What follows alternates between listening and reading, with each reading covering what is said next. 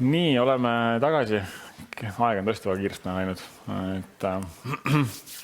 Tundub, et siin pausid ajal ka jutustamist ja rohkem, aga õnneks meil on pärast ka veel aega, et kui te kohe ei pea pärast ära jooksma, siis inimest aega. Aga mul on hea meel siin tervitada meie tänast külalisesinejat ja ühtlasi ka selline kursuse kokkuvõttev veel viimane selline vestlus minu sõbra Alariga, Alar Ojastu. Suur aplaus talle. Ja minu jaoks on see kuidagi hästi tähtis, sellepärast, et kui ma alustasin oma ettevõtlusteekonda, siis see oli vist kas 2010 või 11 või mingi, kas sa tegid Tallinna mingi kultuuri, mingi teenindusprojekt oli vist. Ja selle raames ma nägin Alar ühte videot, mu kursusekaaslasena saatis mulle edasi, et ütles, et Sven, sooviks sulle meeldida.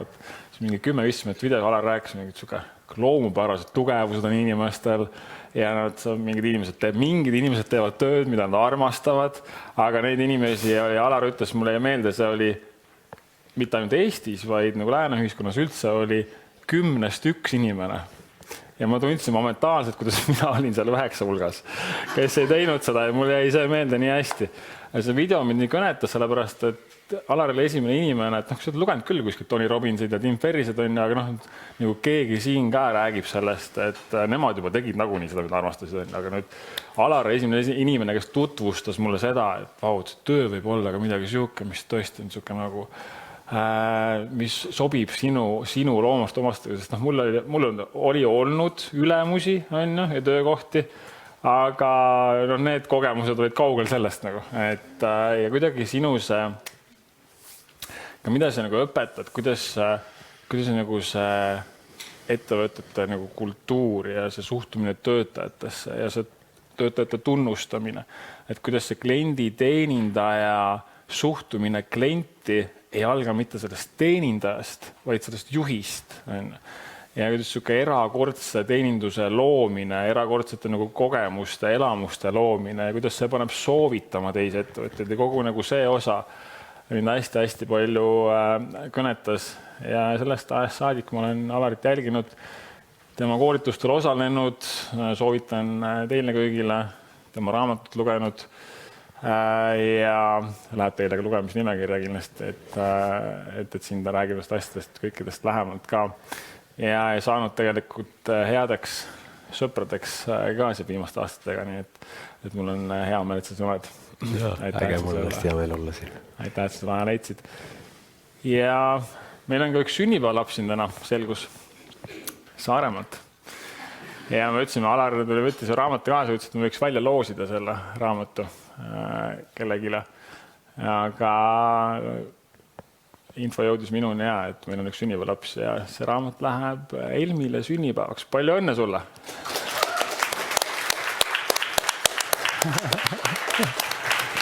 Ma pärast kirjutan sulle midagi sinna, kui sa soovid.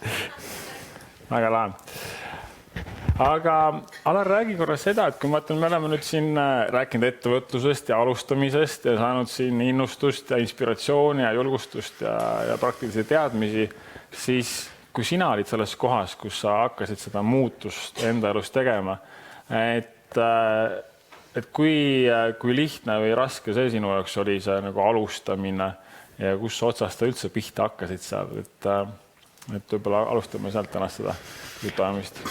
Minu jaoks ka see põhjus, miks ma siia täna tulin, oli lisaks sellele, et Sven palus ja ma olen talle mitu teenet võlgu, sest Sven on aidanud mind väga palju minu sotsiaalmeedia turunduses ja siis kuidagi, kuna me oleme sõbrad, siis me ei ole kunagi leidnud mingisugust viisi, kuidas seda teha niimoodi, see on aitähi eest olnud, siis see on miinimum, mis ma saan tulla, et jagama oma kogemust, mida mul on tore ja siis kuna Sven ütles, et me räägime ettevõtlusest ja ma ei ole kunagi mitte kusagil viimase 12 aasta jooksul rääkinud ma olen rääkinud nendest teemadest, mida ma õpetan koolitustel, aga kuna ma ei õpeta ettevõtlusega seotud koolitusi, kuidas alustada ja nii edasi, siis ma ei ole oma lugu üldse kuskil rääkinud ja see tundus mulle ka põnev, et vaadata tagasi sinna, et mis see on olnud. Ja siis ma mõtlengi, et minul on nagu ettevõtjana olnud 2 etappi, et esimene kord ma tulin otse koolist, et ma lõpetasin keskkooli ja ma läksin Tartusse õppima majandust ja siis me töötasime sõbraga Viru hotellis ja olime uksepoisid ja mu soov idee järgi oli üldse minna Tallinna õppima pedasse reklaami. Aga kuidagi läks niimoodi, et ma võitsin inglise keele olümpiaadi, mis lõi mulle võimaluse minna õppima ükskõik mis eriala tasuta. Siis ma olin 2002 aastal sellises olukorras, kus ma ka ei tea nüüd, korraga sa saad, et nagu süda tahtis minna õppima reklaami, aga polnud too aeg üldse ühtegi mentorit või eeskuju, kes ütleks, et enda südame kuulamine on üldse mingi teema või et see, mida sa tahad, et sellel on mingi kaal ja et kõik käis ainult nagu läbi selle, et mis tõotab edu ja ratsionaalne otsus, et ikkagi nagu Tartu majandus peaks olema nagu suuremat edu toetav kui Tallinna reklaam. Ja nii ma läksin õppima eriala, mille vastu mul puudus mul polnud üldse huvi, nagu kõige vähem huvi üldse saab olla, sest ma mõtlen, et iroonia oli see, et mul oli matemaatika oli nii halb, et mul see lõputunnistusel keskkoolis oli matemaatika 2, aga kuna ma ei suvetööle jääda 12. klassis on Nõmme, siis ei ole ju nagu, kuhu see veib edasi, siis ma põlvili, päriselt ka, ma põlvili palusin matemaatikaõpetajat kooli koridoris, et ta ei jätaks mind suvetööle ja siis ongi, mul on lõputunnistusel on matemaatika on 3 ja siis taga on 5 miinust reaalselt see hinda on seal. Muide, mul oli niimoodi, et ma käisin ametikoolis, aga matega mul samamoodi kogu aeg oli mingi struggle ja kuna mul oli kogu aeg mate olnud nagu 2, esimene kursus, teine kursus ja 3. kursusel, siis ma võtsin lisatunde ja ma sain 3. Ja siis selle pingutuse eest, et minust oli 2 poisist saanud 3 poist, ma sain eksamit vabastuse. Sain vabastuse. Aga see on naljakas, sa ütlesid mate praegu, ainsad, kus sõbrad mul veel on kasutanud sõna mate on Saaremaalt, nii et ma arvan, see on mingi Saare väljend, et kui tead, keegi mandrit ütleks mate. Sa kuidagi ütled selle veel mingi aktsendiga ka, mis on siuke äge, sul see Saare aktsent. No ja siis iroonia selle matega oli siis see, et siis 3 kuud hiljem, kui ma siis olin seal Tartus 1. september, siis oli esimene aine oli kõrgem matemaatika kohe, eks ju. See on nagu karistus selle eest, kui sa teed valesid otsuseid. Aga see vale on alati suhteline, sest kõik viib lõpuks millelegi, et täna tagantjärgi ma ei saa öelda, kas see oli hea või halb, et ma sinna õppima läksin, sest kuidagi ma olen ju siin. Aga ma sealt midagi ei õppinud, et see on ka hästi oluline, et minu jaoks, aga ma tegin selle otsuse seepärast, et ma küsisin oma vanemat, et see olümpiaat lõi uksed lahti igale poole, ja siis isa ütleski, et mõtle, mis tagab sulle kunagi nagu edu, eks ju, et reaalained on edu alus. Ja kuidagi see lause tundub süke nagu, millel on raske vastu vaielda, eriti kui sa justkui ei tea veel elust mitte midagi, sul pole peale koolis käimise mingit kogemust, aga täna ma elus ei ütleks kellelegi, et reaalained on edu alus, et just kui statistiliselt tundub et selle lausel on ju argument taga, et vaatame inimesi, kes teenivad palju raha, nendel ikkagi tundub mingi numbriline mõtlemine või loogiline mõtlemine tugev või siis erialad nagu programmeerimine või IT või kus iganes inimestel pigem läheb hästi, eks ju, Eestis. Aga veel kord, ma olen täna veendunud, et reaalained on edu alus ainult inimestele, kes on reaalainetest tugevad, et see on ju loogiline, kui sa mõtled, et see ei saa olla ju vastupidi, isegi kui oletame, me oleks nüüd teisel planeedil ja ma ei tea, joonistamine või laulmine oleks edu alus, siis ei saaks olla, et kui sa nagu üldse viisi ei pea, et sinu edu alus saab ka olema laulmine, et see tundub absurd, aga me kuidagi ei mõtle sellele reaalainetest rääkides, tundub, et see on mingi tahtmise taga, et pingutad ja nii edasi. Aga siis ongi naljakas, siis mul oli sõber, kes hullult pingutas, et saada sinna Tartu majandusse, tasuta kohta, käis veel Riias mingi business schoolis ettevalmistuskursustele, ikka ei saanud tasuta kohta, et kuidas see elu töötab ja siis see, kes ei pea, tema saab. Ja kuna me see sõbraga töötasime Viru hotellis uksepoistena ja minu unistus oli, ma olin äkki kõrvale pannud mingisugune suvega 20 000 krooni või midagi nii ja minu kõige suurem unistus oli 17 aastas, ei ma ei äkki 18, ma täpselt mäletan, 17-18, mu suurim unistus oli osta auto. See tundus nagu ma saaks auto, üks rets, mul oli naine olemas juba, siis oli nagu auto, siis kõik nagu valem vaata ja hakkab minema pluss, ja ma mäletan, et ma olen arvutanud, et nagu Bemmi veel ei saanud, aga nagu Ford Scorpio oleks saanud. ja siis Tõnno on selle sõbra nimi, kes on väga edukas ettevõtja, kusjuures täna, kellega me siis olime seal koos, sest tema ongi nagu ettevõtja oma natuurilt ja tema tahtis Tartu minna ja seda õppima, on just hoopis teistsuguselt mõtleva inimene, aga siis ta ei kirjutanud minu nagu 2 leheküljel nagu äriplaani, ma pole elu sees äriplaani näinud, aga siis ta oli kirjutanud 2 leheküljes äriplaani ja siis ta kirjutas selle niisuguse kaurkendreri stiilis nagu, et nii Alar, et näe, vaata, kuidas sul on võimalik teenida 70 tonni kuus, see oli kroonis ja siis sa saad nagu Bemmi ka nagu on ja kuidagi, et kogu äriplaan oli see, et kuna meile mõlemale meeldis tohutult mängida telekamänge ja videomänge ja kui mul oleks rohkem aega ja teistsugune elustiil, siis ma ilmselt teeks see siiani nagu see mul väga, ma suudaks seda väga nautida. Ja siis ta arvutaski, et kuna Tallinnas see aeg oli hästi populaarne, mõned teist, ma ei tea, kui vanad te siin olete, aga Coca-Cola Plaza all, osad ikka mäletavad, oligi nagu, kus praegu seal on need naiste WC uks. Sina noogutad, ma ei tea, kas käisid. Seal oli nagu hästi suur arvutimängude ruum, mingi 50 arvutit oli seal ja need, kuna see 2002 aastal ei olnud väga paljudel inimestel kodus veel arvutit või noh, aga mängida on alati inimestel meeldinud. Ja siis Tõnno äriplaan oligi see, et ostame 5 arvutit ja 5 telekat kuskilt kasutatud, ostame 5 kasutatud Xboxi, noh siis oli mingi varasem Xbox versioon on ja võtame mingi vanamuti tööle, tal oli siin niimoodi kirjutanud sinna. Äkki ta oli vanaema pandud või ma ei tea, nagu kuidagi see sõna kuidagi meenub niimoodi, mul on silme ees kuidagi rätikuga mingi tädi. Ja siis paneme need keldrisse niimoodi ja siis kuidagi ta ei teinud selle esimese Exceli tabeli, mida ma elus nägin. Ja siis sealt tuli 70 000 krooni tuli joone alla. Ja siis see tundus nii realistlik, no, et nagu lihtne on ja müüd seda mängu aega on ju ja 5 ja kuidagi siis kohe esimesel üks aine oli esimese kursusel oli äriplaani kirjutamine ja siis me noh, see tundus nii loomulik, millest sa siis kirjutad, kui sa nagu nii tahad seda teha. Ja kuna minu tugevus, nagu sa ilmselt aru saad, on nagu bla bla bla, on ju nagu jutt. Ja Tõnno oli nagu endiselt tugev niisuguse numbris, siis see äriplaan sai üsna selline, et meie see kursuse juhendaja too hetk ütles, et kas ma räägin, üldse on õiges suunas, sa tahtsid seda teada. Et see kursuse juhendaja nagu ütles, kuulge, aga see on nii hea mõte, et äkki te küsite EAS-ilt stardiabi. Ja siis me läksime, miks sa naerad? Siis me läksime EAS-i sellega ja EAS ütleski, et siis oli too aeg oli 100 000 krooni oli see stardiabi. Miks ei tea, mis ta täna on? See no, alust eurot, 25 000 eurot siis nagu jah. Aga võib-olla on ka suhteline, 25 000 eurot tundub nagu suurem kui 100 000, aga see hetk see tundus ülisuur raha, eks ju, 2002, see 100 000. Ja me saimegi selle äriplaani natuke, tegime mingeid muutuseid seal ja saimegi too hetk Eesti noorimatena 100 000 krooni stardiabi ja siis see tunduski nagu nii äge, tekkis entusiasm, vau, et nagu me oleme õigel teel.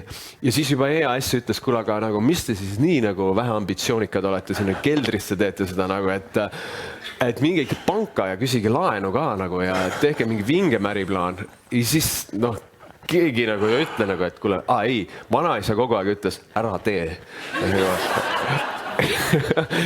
Aga no mind häiris see, et ma mõtlesin kuradi pessimist nagu ei toeta minu unistusi. Et see oli selline vaidlus pidev.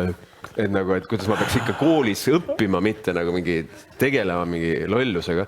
Ja siis me kirjutasime äriplaani ümber ja siis sellest esialgsest plaanist, kus oligi see 5 telekat, 5 Xboxi ja see tädi, sõna muutus, sai siis Rüütli tänaval, seal tänaval koht, kus oli 25 arvutit, kõik uued nagu roolidega, need auto, mingi asjad sinna. Ja siis see läks juba nagu 600 000 krooni projektiks, sellelt nagu algul pidime lihtsalt oma suve taskuraha kokku panema. Ma muide sain 2002, oli mu esimene töökoht. Ma sain ülemus ka, see oli mingi tehases komplekteerija, ütlesid ka naerisid, et see palk on väga väike Sven, aga ma ei tea, kas sa tahad tulla või tulla. Ja see oli 19 krooni tunnis ja see oli mingi 3000 krooni tunnis. 3000 krooni. 3000 krooni kuus. Ja see oli nii väike summa, et kui ma läksin neljapäeval peole, siis ma kulutasin 1000 ära sellest. Siis saad aru, et mis need summatega tegelikult on. See on muidugi inspireerib mind teisele jutule, mille me praegu ei lähe. Et kus sul oli selline julgus nii palju raha üldse peole ära kulutada, siis ma käisin mingi 25 krooniga sain vee osta ja siis nagu mõtlesin. No ühesõnaga, siis me saimegi 600 000 krooni laenu ja sõbra ema pani oma suvila tagatiseks. mis ei olnud hea mõte nagu, et nagu, sest siis me tegimegi see uksed lahti ja olimegi kõik vinge, noh, see nägi, üks päev oli lahe nagu kogu äris. Esimene päev, kui veel kliente ei olnud, nagu kui lihtsalt sõbrad tulid, siis see päev oli äge, sest siis kõik sõbrad olid, et noh, et vau, et Alar, noh, et see kõik olid just läinud ülikooli esimese kursu, et nagu oma äri ja see nägi ikkagi vinge ruum välja, nagu see oli Lõuna-Eesti suurim arvutimängude salon, mingi internetikohvik, kõik oli kvaliteetselt tehtud. Ja siis meil oli 8 töötajat, nagu absurdselt, ma ei tea, miks meil nii palju neid oli seal, aga me ise arvutitest ju midagi ei teadnud, pidid teadma, kuidas neid arvuteid parandada ja siis me 3 kuud kuidagi sealt niimoodi suutsime tegutseda enam-vähem, kuidagi VEM-i ei olnud veel on ju, aga noh, kuidagi tuleb. Ja siis me olime võtnud tööle niisugused 2 hästi niisugust sooja tüüpi, kes kuigi tänavalt jalutasid sisse, ütlesid neid ka väga mängud huvitavad ja arvuteid tunnevad ja kuidagi hästi toredad olid nagu. Ja me suhtlesime nendega kuu aega, nad töötasidki meil seal ja siis üks hommikul me lähme Tõnnoga nagu koolist, lähme siis vaatama, meil vist 11 avati või midagi sellist nagu sinna koha peale, et mis toimub. Ja siis oli ukse taga oli järjekord lapsi, noh lapsed olid meie põhikliendid, nad mängisid seal. Ja siis mõtlesime, et oota huvitav, miks meil siin ukse taga on, siis vaatame uksed kinni, et töötajaid pole, kes see päev peaks tööl olema ja äkki nad haigeks jäänud või midagi. Ja siis helistame, et kus te olete, vastu ei võta ja siis ma hakkan neid arvuteid sisse lülitama ja Tõnno läheb siis kassasse, et hakata seda raha võtma ja süsteem, mis seal oli. Ja siis ta küsib mult Alar, et kus see kassa on? Siis ma ütlen nagu, et kassa on ju sahtlis, nagu see ikka on nagu. Ei ole sahtlis kassat. Ja siis nagu hakkas veidike ja siis esialgu aju ilustab, mõtleb, et äkki üks nendest töötajatest tundis kuidagi, et ta peab selle kassa võtma koju mingil põhjusel kaasa, et hoida meid kuidagi millegi paha eest. Aga no see on see, nagu mida aju proovib sul, tegelikult sa saad aru juba, et nüüd on midagi veidrat. Ja siis need 2 tüüpi ei ilmunud kunagi välja, aga miks see lugu on oluline murdepunkt seepärast, et me olime alles 3. alustav kuu ja ei läinud kohe nii hästi, kui me planeerisime. Ja me olime laisaks muutunud, et me ei viinud iga kuu, algul me viisime iga päev kõik raha panka ja siis viisime lõpuks mingi kord nädalas ja kuni siis läks kord 2 nädala jooksul ja siis kui suur see käive oli nende kuude peale siis või kuu keskmine? See hetk, ma mäletan, see oli siis 3. kuu ja meil oli kassas oli, äkki kokku oli kuu lõpule lähedal aeg, oli 65 000 krooni millegi, umbes selline summa. Just nagu 70, aga noh, sealt vaata olid kõik kulud vaja maksta, need liisingud, palgad ja nii edasi. Kus oli suurem muidugi ka juba investeeringu ja ise. Just, ja investeering läinud oluliselt suuremaks. Ja siis tüübid kadusid lihtsalt ära, mis meie jaoks tähendas üleöö seda olukorda, et meil oli nüüd järgmise nädala jooksul vaja ära maksta kõigi alles jäänud töötajate palk, mida meil enam ei olnud, pangalaen, mida enam polnud, kommunaalid, mida enam polnud, et nagu raha, turundus ja kõik, millekski enam raha ei olnud. Ja siis hakkas elu hästi halvaks minema nagu, sest noh, 10 aastat hiljem ma sain teada, et nad sõitsid Ibizale selle raha ees. Ja me nüüd Sveniga käime võitluskunsti trennis ja ma vahepeal mõtlen, et huvitav, kui ma ühte neist näeks, kas ma harjutaks midagi. Aga siis see viskas nagu elu nii keerulisse olukorda, sellepärast, et no, meil ei jäänud, et üldse kuidagi, kuna nii suur auk tekkis kohe alguses, siis ei olnud raha, et maksta enam töötajatele. Ja siis pangalaenu pidi igal juhul ära maksma, sest sõbra ema suvilat ei saa ära võtta, on ju, aga kõik muu, mis oli, seal tekkis kohe nagu miinus. Ja siis ei ole enam, kuna nii äri alguses pole turundusraha, et uusi kliente saada ja siis saad nagu surnud ringis, klientide jaoks raha ei ole. Ja siis hakkas, ma arvan, minu päris areng pihta. Ehk siis elu surus mind tegelikult nagu arengu niisugusesse inkubaatorisse läbi selle, et kuidas sa siis lahendad olukorra, kus sa arvutitega ise midagi teha ei oska, raha sul töötajatel maksta ei ole, kuidas sa siis käituma pead? Noh, mingi raha sa saad, aga sa ei saa seda maksta, mis on kokku lepitud. Ja siis elu sundis mind hakata lugema raamatuid juhtimisest, inimeste motiveerimisest, enda motiveerimisest, et üldse selles olukorras kuidagi hoida nagu pead vee peal. Ja no siis me leidsime mingisugused bandiidid endale investoriks, kes natuke aega nagu päästsid meid. See esimene investori kohtumine nüke, et Ida-Virumaalt üks nüke Edward tuli oma Toyota mingi Land Cruiseriga sinna meile sinna Tartu ja siis astus niimoodi natuke lonkam mees, astus oma sellest džiibist välja, kuna ta ei pisike mees ka, pidi nagu pikalt astuma ja siis tal nagu kukkus, nagu, ma ei tea, mitte see, kus kuulid käivad niimoodi üksaval, vaid nagu mis päästikusse käib relv kukkus niimoodi maha ja siis ta veel naeris, nagu võib-olla olete näinud vahel vene inimestel nagu huvitav naali. tõstis selle nagu, ja siis ma mõtlesin, okei, et nagu raha on vaja kuidagi, et nagu suvila äravõtmine on jube lähedal. Ja no siis me 3 aastat nagu 2,5 aastat, no ülikooli jäi poole, siis me ei jõudnud käia, lõpuks me töötasime ise kõik need ajad seal, pruudist jäin ka ilma nagu ühesõnaga. Bemmi ei saanud, Fordi ei saanud, perses täiesti nagu. Ja ikkagi, ja mul oli ikkagi taustal, et kui seni, kuni Tõnno selle paberi mulle lauale pani, et siin on 70 000, minu plaan oli naine on, auto on ja ma olin räppar on ju, et ma tegin räppmuusikat, must pidi räppar saama, aga siis ma läksin nagu nii palju sõi elu rõõmu ära selle äriprobleemidega tegelemine, et mulle ka muusika ja loomingulisus jäi täiesti seisma. Siis me kuidagi tulime 21 olin, siis me tulime Tallinna. Ja siis ma olin nagu mõnda aega kibestunud, me taustal proovisime teha mingisugust nagu võrkturundusfirmadele mõeldud mingit, kuna ma lugesin hästi palju raamatuid, ma kogu õppelaenu eest ostsin too hetk raamatuid Amazonist ja nii edasi. Ja ma nägin too aeg üldsegi info, mis täna on igat poolt kätte saadav. Te ise näete, kui mõnus on head infot saada, aga siis ei olnud üldse infot, aga siis korraga avastada Amazon ja välismaa kirjandus, see oli nagu nii võimas. Ja noh, me panime niisugust nagu e-õppekeskkonda too aeg kokku, nagu noortele just mõtlesime teha nagu programmi, aga kuidagi ma olin ise nagu nii auku kukkunud, et ma mäletan, kui olin 21, mu sõber tuli mulle külla ja küsis, et Alar, miks sa tööle ei lähe, et miks sa nagu oled leppinud selle kõige miinimum elatustasemega kuskil niimoodi, et ala sõbraga rendid 2 peale mingit kodu ja kuidagi nagu no lihtsalt elad, aga nagu, et sa tahad ju seda autot, sa tahaks ju oma kodu, sa räägid, et sa tahad neid asju, miks sa midagi ei tee. Ehk ma ikkagi olin kukkunud mingisse depressiooni, kus mul oli nagu töötahe ära kadunud täiesti, aga nüüd tagantjärgi ma vaatangi, et see õppetund, sellele esimene õppetund ongi siis see, et asi läks seetõttu valesti, kui nii saab võtta, et see esimene otsus, et ma läksin õppima midagi rajale, mis ei olnud minu rada.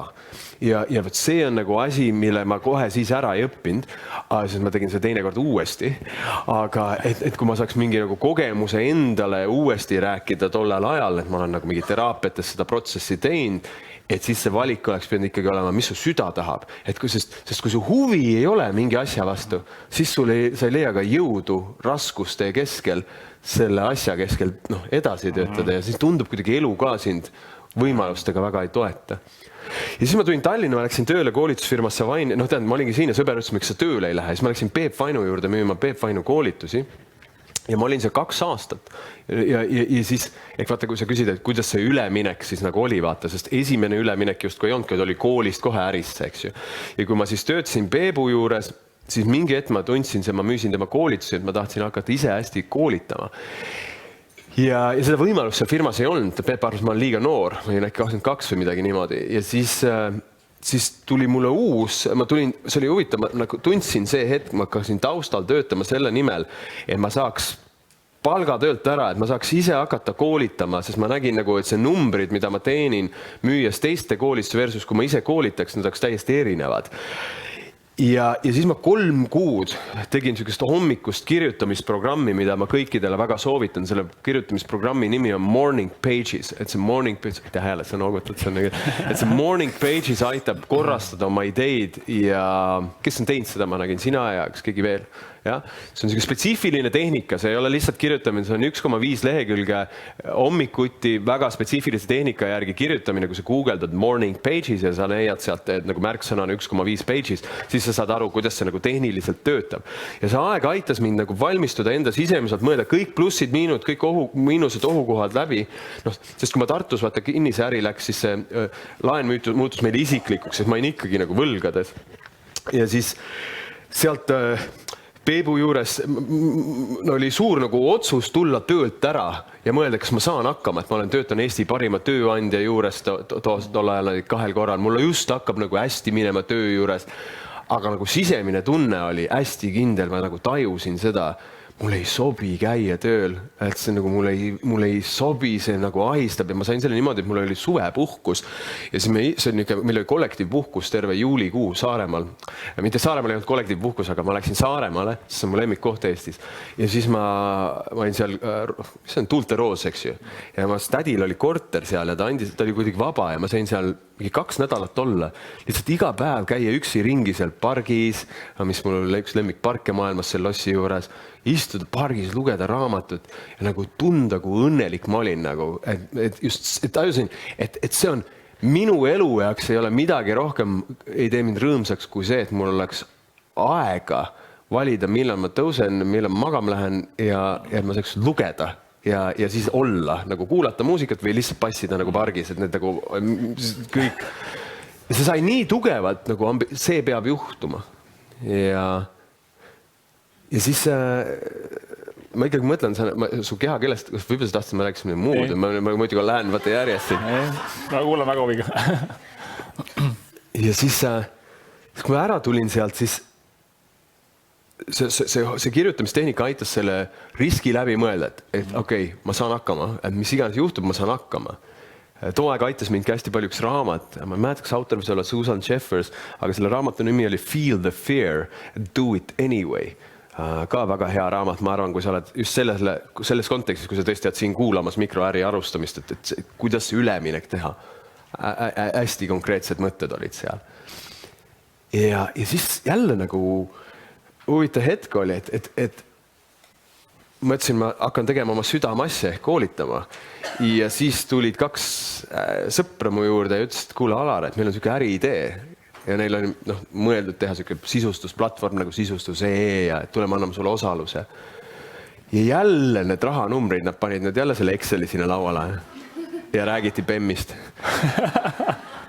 Ja kusjuures BEM tuligi seal äris, nagu tuli isegi vingem BEM, kui ma tahtsin ja tuli nagu uus naine ja sai korra seda räppi aega nagu nautida Hollywoodis ja Privees ja mis klubid siis olid need hip-hop peod. Aga taaskord ma tundsin lõpuks, et ma teen midagi, ma olin nüüd küll osanik, meil oli küll äri, kus ei olnud enam nii suurt ebakindlust, aga ma sain aru, et mind ei huvita see valdkond, ma tegelikult tahan koolitada. Ja jällegi, äri oli alles nagu minemas ülespoole, see oli hästi suur potentsiaal, aga käisin ma olin aasta seal olnud sees, käisin reisil, käisin Camino Santiago juhtimisteekonnal, kui ei tea, kui palju, mitte juhtimis, Camino Santiago palverändurite teekond on Põhja-Hispaanias. Ja käisin sellest läbi koos koolitaja Aira Tammemäega viimased 300 kilomeetrit. Ja siis see aeg, kus sa kõnnid, ma ei mäleta, kas see 12 päeva on midagi, et kõnnid päevas 30 kilomeetrit või 40 kilomeetrit, hästi palju kõnnid üksi. Ja üksi kõndides ikka hakkad omaette rääkima ja kõnelema, eks sama tehnika, mis selle kirjutamisega, aga siis nagu rääkimisega. Ja siis jõuad jälle sinna, Alar, sa ei käi oma rada. Mis rajal sa jälle oled? Ja siis see sõnum, et tahad minna ju tegelikult Austraaliasse, davai, ma tahan minna tegelikult Austraaliasse. Ja siis ma tulin tagasi ja ütlesin äripartnerile, ma tahan tegelikult minna Austraaliasse, ma tegelikult tahan üldse koolitada. Ja siis ma palusid veel, et ma oleks pool aastat või mingi aja, sain hästi head boonused, sain seda raha ja siis müüsin oma osaluse peale 1,5 aastat seal sees olemist, mis tekitas mulle niisuguse puhvri, et mul oli kuskil mingi 600 000 krooni, korra oli niisugune nagu raha ja tundus sellest ma sain ära makstud selle esimese võla, mis oli kuskil 250 000, mis mul oli alles sealt Tartust.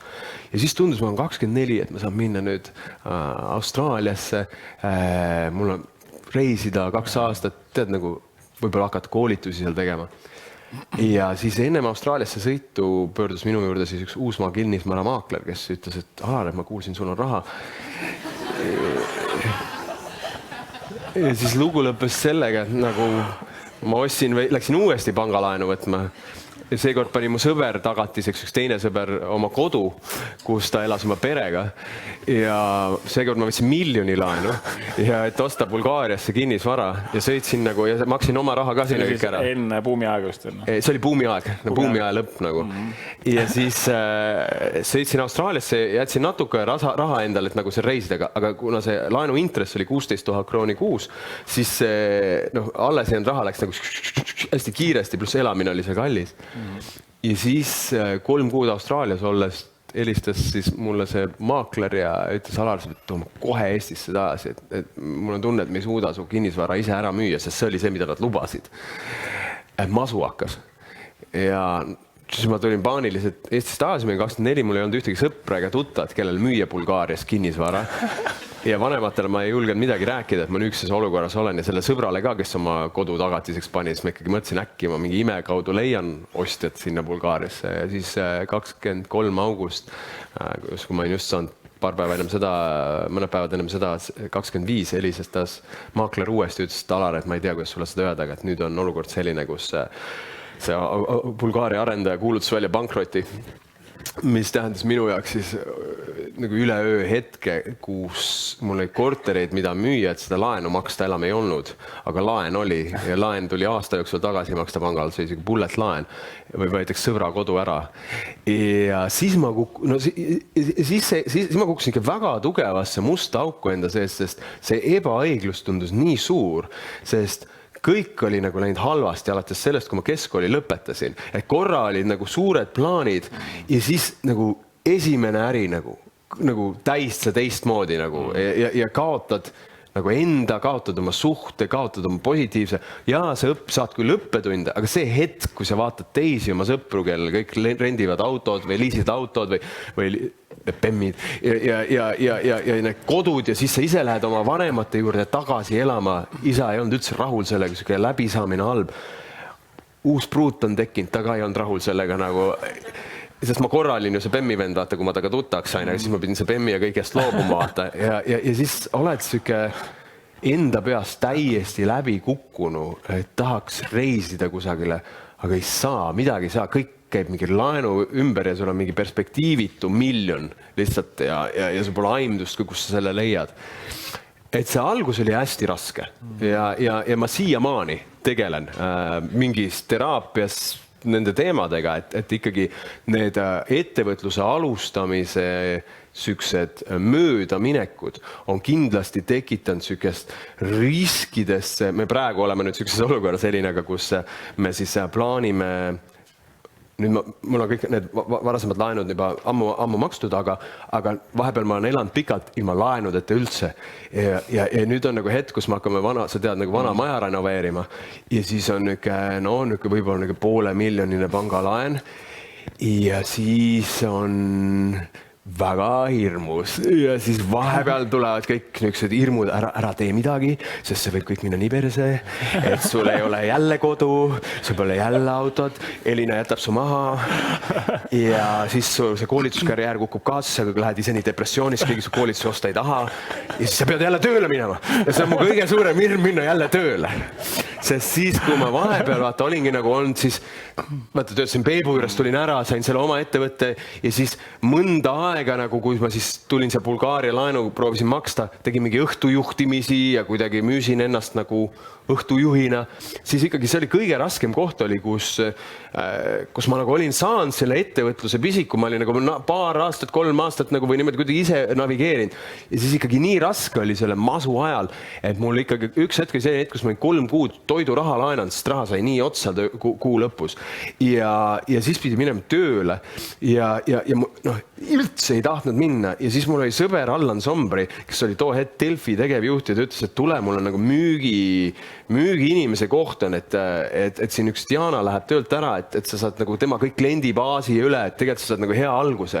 Ja siis ma mäletan, kui seda esimest päeva seal Delfis, Diana annab mulle siis neid oma asju üle, nagu oma kõike. Ja siis on nagu rõõmus on ja sest ta liigub kuskil edasi ja siis ma ütlesin, Diana, see on minu esimene tööpäev Delfis ja siis ma ütlesin, Diana, ma tahaksin, et saaks mu viimane tööpäev Delfis. Ja ma arvan, et see ei ole uues ettevõttes hea algus, kui sa esimesel päeval soovid, et see oleks juba su viimane päev seal töö juures. Ja nüüd siis on nagu oluline nagu kulminatsiooni koht, et taustal on see Bulgaaria laen on ju ellu jäämine, kõik, ma olen hästi palju tükke välja jätnud sellest loost, sest küsimusi lõpuks, kuidas see üleminek oli. Ja raha on vaja, ja siis olen seal Delfis ja vihkan iga päev seda sinna tööle minekut, tõesti nagu, mitte ükski aspekt ei meeldi sellest tööst. Ja siis saan tuttavaks Kaido Pajumaaga, mõned teist kindlasti teavad tema nime. Ja ma ei mäleta, kuidas ma taga tuttavaks sain, ma käisin ilmselt tema mingil kursusel, ta tegi too hetk mingi sisekosmose asja, sellist enesearengu teemat, mis mind hästi palju ennast huvitas ja ilmselt ma kutsusin ta lõunale või saame kokku. Ja tõesti üks huvitav, kuidas ma tagantjärgi mäleta, aga vahet ei ole, siis ma istun taga, ma olen seal Delfis olnud 3 nädalat või midagi niimoodi ja 1 kuu palga ma sealt sain. Ja siis mäletan, ma istun Kaidoga ja siis kurdan talle, et kui halvasti kõik on. Ja siis Kaido ütleb, et mine, mul on üks ennustaja Poliina, et mine Poliina juurde, et Poliina aitab sind. Ja siis ma käisin seal Poliina juures ja mu küsimus oli, et ma saan aru, ma olen täiesti nagu unaruses, mul on see laen, ma pean seda maksma, ma teen tööd, mida ma ei taha teha. Mida ma teen? Ja et see oli see nagu, miks ma läksin sinna. Ja siis oli see hetk, oli niisugune hetk ja see oli 2009 aasta lõpp, 2010 algus. Midagi sellist ma täpselt mäletan, kuskil seal, kus EAS-il oli mingi hetk süke periood, kus nad maksid kinni ettevõtetel 50% koolitustest, mis nad ostavad. Ja siis mu aju nagu küsis mult nagu sellise küsimuse. Sa istud siin Delfis, sa müüd seda Delfi reklaami, sa müüd toodet, millesse sa ei usu, sest see on nii suur turvatunde nagu puudus. Ja sa saad sellest nii vähe raha. Ja sa tead, et sul on ülivõimas toode siin sees, sinu oma koolitus, mida ma olin testinud nagu ühes restoranis. Aga ennast ei julge müüa, sest nagu äkki keegi ei osta. Ja samas sa müüd mingisuguse mõttetu palga eest mingisugust reklaami, mida sa ei usu, et seda müüd, millesse sa ei usu ja ennast, millesse sa ei usud, ei müü. Mis värk siin on? Eriti, kui see toode on koolitus, mille veel kliendile maksab riik poole kinni. Nagu Alar, võta kokku, aga hirm oli nii suur ja sest nii palju oli nagu haiget saamist. Siis ma läksin selle Poliina juurde ja siis Poliina pani mulle tarokaardid. Ja siis ta ütles, et kurat, palju raha siit ei saa, aga rohkem saad kui Delfis. Ja kuna ta seal pani mingid kaardid veel, et sul on brünett naine ja igast miksed asjad, mis nagu olid nagu jumala nagu oli, siis mõtlesin, et äkki tasub riskida. Ma mäletan, et ma läksin koju, helistasin Alar Tammingule, kes on minu üks hea tuttav sõber, väga jõukas inimene Eestis, ja ütlesin Alar, et kas sa oled mulle nõus laenama. Ma arvan, ma küsisin talt, 2010 ju oli veel kroon, eks ju? Ma küsisin talt, ma arvan 25 000 kuni 30 000 krooni, niisugune 1 kuu, 2 kuu, ilmselt see hetk ma ütlesin, et see on 2 kuu niisugune miinimum äraelamise raha, et ma elan täis miinimumis, et mul oleks vaja puhvri raha, et ma saaksin hakata müüma oma koolitusi, sest ma arvan, et 2 kuuga, kui ma iga päev töötan, mul on võimalik saada esimene klient ja siis hakata nagu, tal ei olnud rahaga kiiret ja ta oli nõus, küsis, kas sa päriselt ka saad selle rahaga hakkama. Ma summat ei mäleta, aga see oli nagu pigem väga väike summa, kui ma täna mõtlen niimoodi tagasi, ja siis oligi, siis ma läksin järgmine päev tööle. Ütlesin Allanile, Allan oli, kes mu sinna tööle võttis, eks ju Delfis, ütlesin Allan, et ma tunnen, ma peaks oma koolitusi hakkama müüma. See Allan meil üldse, see oli masu. Sa oled kindel, Alar, et praegu koolitust üldse ei müü, et see on nagu süke hetk, kus klientid, viimane asi, kuhu investeeritakse, praegusel ajal on turundus või koolitus, eks, et on muud asjad, hoitakse just kokku. Aga see hetk oli jälle ma pean tegema seda, et ma olen see hetk, kui ma olin lükanud 18, siis ma olin põhimõtteliselt 10 aastat lükanud edasi selle tegemist, mida ma tahaks teha, mida ma armastaks teha, et saada see PEM või saada see nagu turvalisus või saada ettevõtjaks või saada ennem see raha ja siis hakata. Ja kõik katsed olid ebaõnnestunud, absoluutselt kõik. Ja siis ma ütlesin, Allan, ma pean minema, eks ju, võtsin selle lantsi lahkumise avalduse ja siis läksin koju, võtsin kõik oma senised teadmised, mis ma olin müügis saanud. Siin 1 päeva või 2 päeva kirjutasin nagu maailma parima müügijutu, mida ma oskasin kirjutada.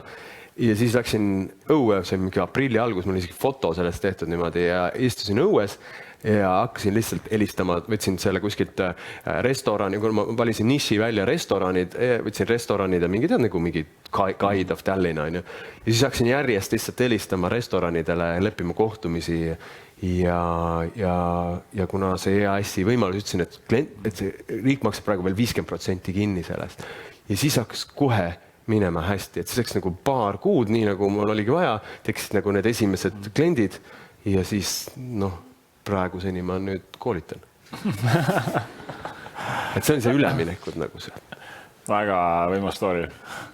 Kas kui sa nüüd hakkasid koolitama, kuidas sul, sa rääkisid ka seda, et sa julgenud teha seda enda asja, sa nagu uskusid sellesse enne? Uskusin nagu sellesse oma asja, aga ma ei teadnud, kas teised usuks sellesse asja. Samas sa olid juba mingit tagasisidet nagu saanud juba? Ühe koolitus olin teinud. Ühe koolitus olid teinud. Sest ennem seda, kui ma Delfisse läksin, siis ma töötasin ühes restoranis, mis oli nagu pankroti äärel, see oli Imre Kose, lahe restoran, kunagi Vertigo. Aga siis, kuna seal ma kirjutasin raamatus ka sellest, nagu, et siis ma saingi aru, et inimestel on teenindus väga oluline. Ja ma sain aru, et teenindus ei ole klientide jaoks peaaegu kunagi see, kas ma oskan veini valada õige nurga alt või kas ma oskan ma ei tea, kahvlit õigesti panna lauale, et teenindus on see nagu sõbralikkus ja soojus. Ja siis ma tegingi nende töötajatele too hetk niisuguse koolitust, ma sain aru, et see sõbralikkus meie sees ei ole alati väga lihtsalt kättesaadav, kui meil on endal halb tuju. Ja kuna ma nende laenud ja selle kõige tõttu oli nii palju pidanud õppima, kuidas enda tuju reguleerida, et mitte jääda kuskile elu eedikuks, siis ma rääkisin nagu, et enne teenindust on enda teenindus ja ma nägin, kui võimsalt see inimestele mõjus. Ja sealt ma sain selle nagu tunde, et tegelikult see inimestel nagu on tähtis see asi, et see oli mul lihtsalt täpsustasin. Aga mis sa tahtsid küsida? Ma tahtsin küsida selle osas, et kui ma alustasin, siis hästi raske oli kuidagi nagu, kui palju ma võin küsida selle koolituse eest, et kas sa siis tegid ka mingi väga sootsa hinnaga alguses või kuidas sul see sisemine... Mul oli niisugune nagu teema, ma tegelikult ei mäleta, kuidas ma hinnastasin, kas ma võtsin kellegi nagu võrdluseks aluseks, aga ma kindlasti oli see oluliselt sootsam, kui mu koolitus on praegu, aga see ei olnud seepärast, et nagu alustada kuidagi hinnaga müüki. Ma ilmselt võtsin aluseks, mis ma mäletasin kunagi, et Peep Vainul võib-olla olid koolitused, ja mis oli, mida ma teadsin turuhindadest, aga mul pigem oli peas nagu number too aeg. Ma tahtsin, mul nagu see 2010, mul oli nagu arvutanud välja, et ma tahaksin kuus 40 000 krooni. Ja see oli minu jaoks niisugune summa, kus ma arvustasin, et siis ma saaks need asjad, mida mul ei olnud. Et mul ei olnud oma kodu. Mul ei olnud nagu oma autot samal ajal, kui mul on ka kodu.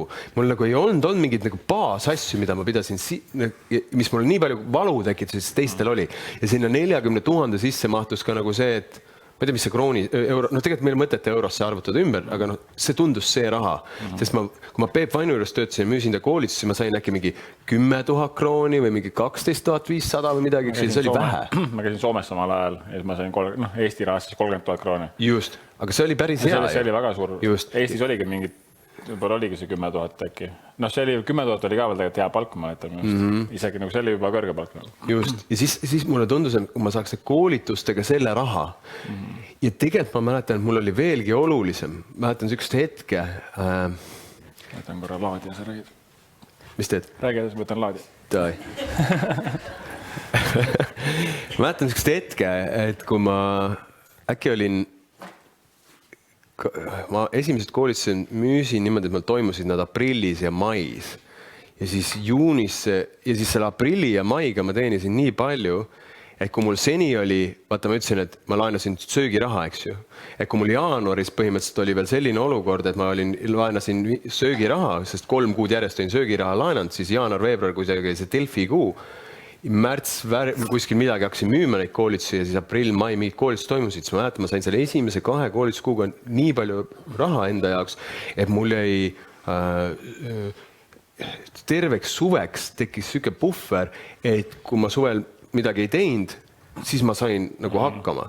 See tähendas, et nagu muidugi mu elu standard on alati nagu, eks ju, sultanina, aga ma sain selle, mida ma seal Saaremaal kogesin. Et mul on ruum, mul on raamat ja mul on pargipink ja mul on nagu olemas nagu. Ma just tahtsin küsida, et mis tunne see oli nüüd, kui sa olid saanud siis paar kuud teha seda enda asja, millest sa olid nii kaua unistanud ja nii palju takistusi ja siis sa lõpuks said seda teha ja see on nagu päris sinu asi. Et mis tunne see nagu oli sealt? See oli ülivõimas tunne esialgu. Et ma ütlen seda sõna esialgu, sest et kõik on nagu progressu ja see teekond ei ole olnud nagu, et kogu aeg on nagu sama mõnus olnud ja hästi palju on takistusi tulnud hiljem ka ju ettevõtluse sees. Aga ma mäletan, et ma arvan, et minu üldse äri kõige paremad kuud kogemuslikult olidki esimene 6 kuud, sest see just rahaliselt, kui see raha lõpuks elus tuli, kuna mul seni polnud on ja siis see tekib see õhk, et minul on mingi väärtus ja et ma saangi oma asjade eest teenida. Ja miks selle esimese otsa nii heaks tegi, ma arvan, on see, et täpselt oli niimoodi, et nagu natuke oli seda puhvrit ette ja siis ma sain minna oma esimesele reisile Aasiasse 3 kuuks mingi aasta pärast või midagi sellist, mis oli mu pikaaegne unistus. aga siis juhtus mingisugune asi, mida ma ei tea, kas sina oled kogenud seda, aga mul on kindlasti olnud teisi ettevõtjas sõpru, kes seda on öelnud, et kui reserv hakkas muutuma suuremaks, siis hakkas tekkima hirm, et kui algul oli lihtsalt, sul on põhimõtteliselt tead, et sa saad selle kuu hakkama ja järgmised 3 kuud ei pea ka hakkama, oli kõik nagu ideaalne. Aga kui see reserv saaks suuremaks, siis hakkas tekkima mure, et mis siis, kui see nagu edu saab otsa või mis siis, kui see hea lõpeb ära ja ma olen jälle pean tööle tagasi minema. Ja see muutus palju hullemaks hirmuks nagu...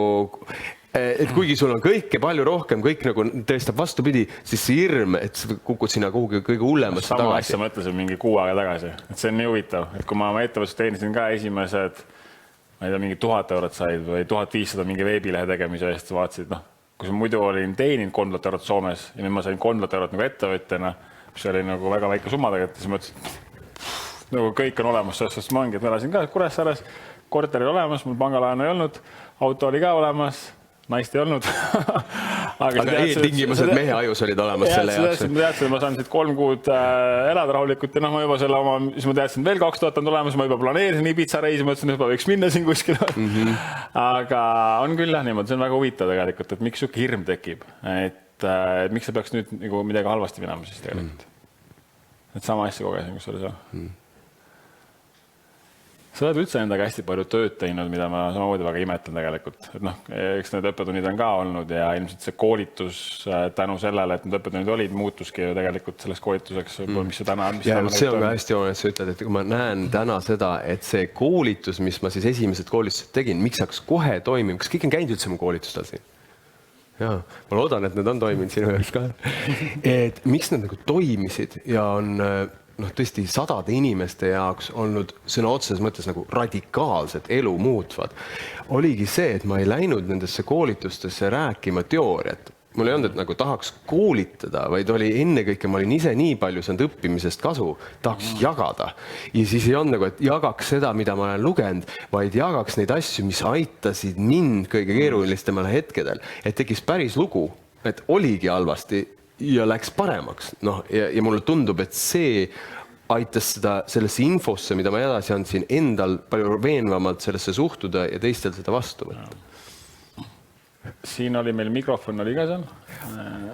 Aga ma arvan, et ma isegi kuulen sind hästi. Kui sul on miski, mida sa tahad ise jagada või küsida, ma hea meil on lihtsalt Zoomis on ka osalejad, et siis kuulevad teised ka. Davai, tšau Zoomis osalejad. Jaa. See vist ei tööta. Vaata, see vaata ei tööta mikrofoni eest. Vaata, teed niimoodi, tõk-tõk-tõk, siis on kuulda, et jah, nüüd töötab. Mul on jälle küsimus.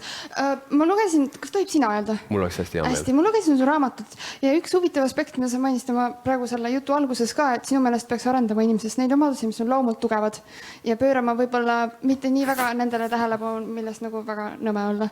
Samas on nagu hästi palju selliseid teooriaid, et on nagu mingid oskused, mis on üsna universaalsed ja annavad nagu taustabaasina hästi palju nagu toimetulekule juurde igasugu olukordas. Et kus kohas see tasakaal siis on, et mille järgi valida, et kui sa oled milleski kehv, et kas see on oluline oskus, mida siis mingil määral arendada või täiesti unustada ära ja pöörata tähelepanu ainult tugevustele?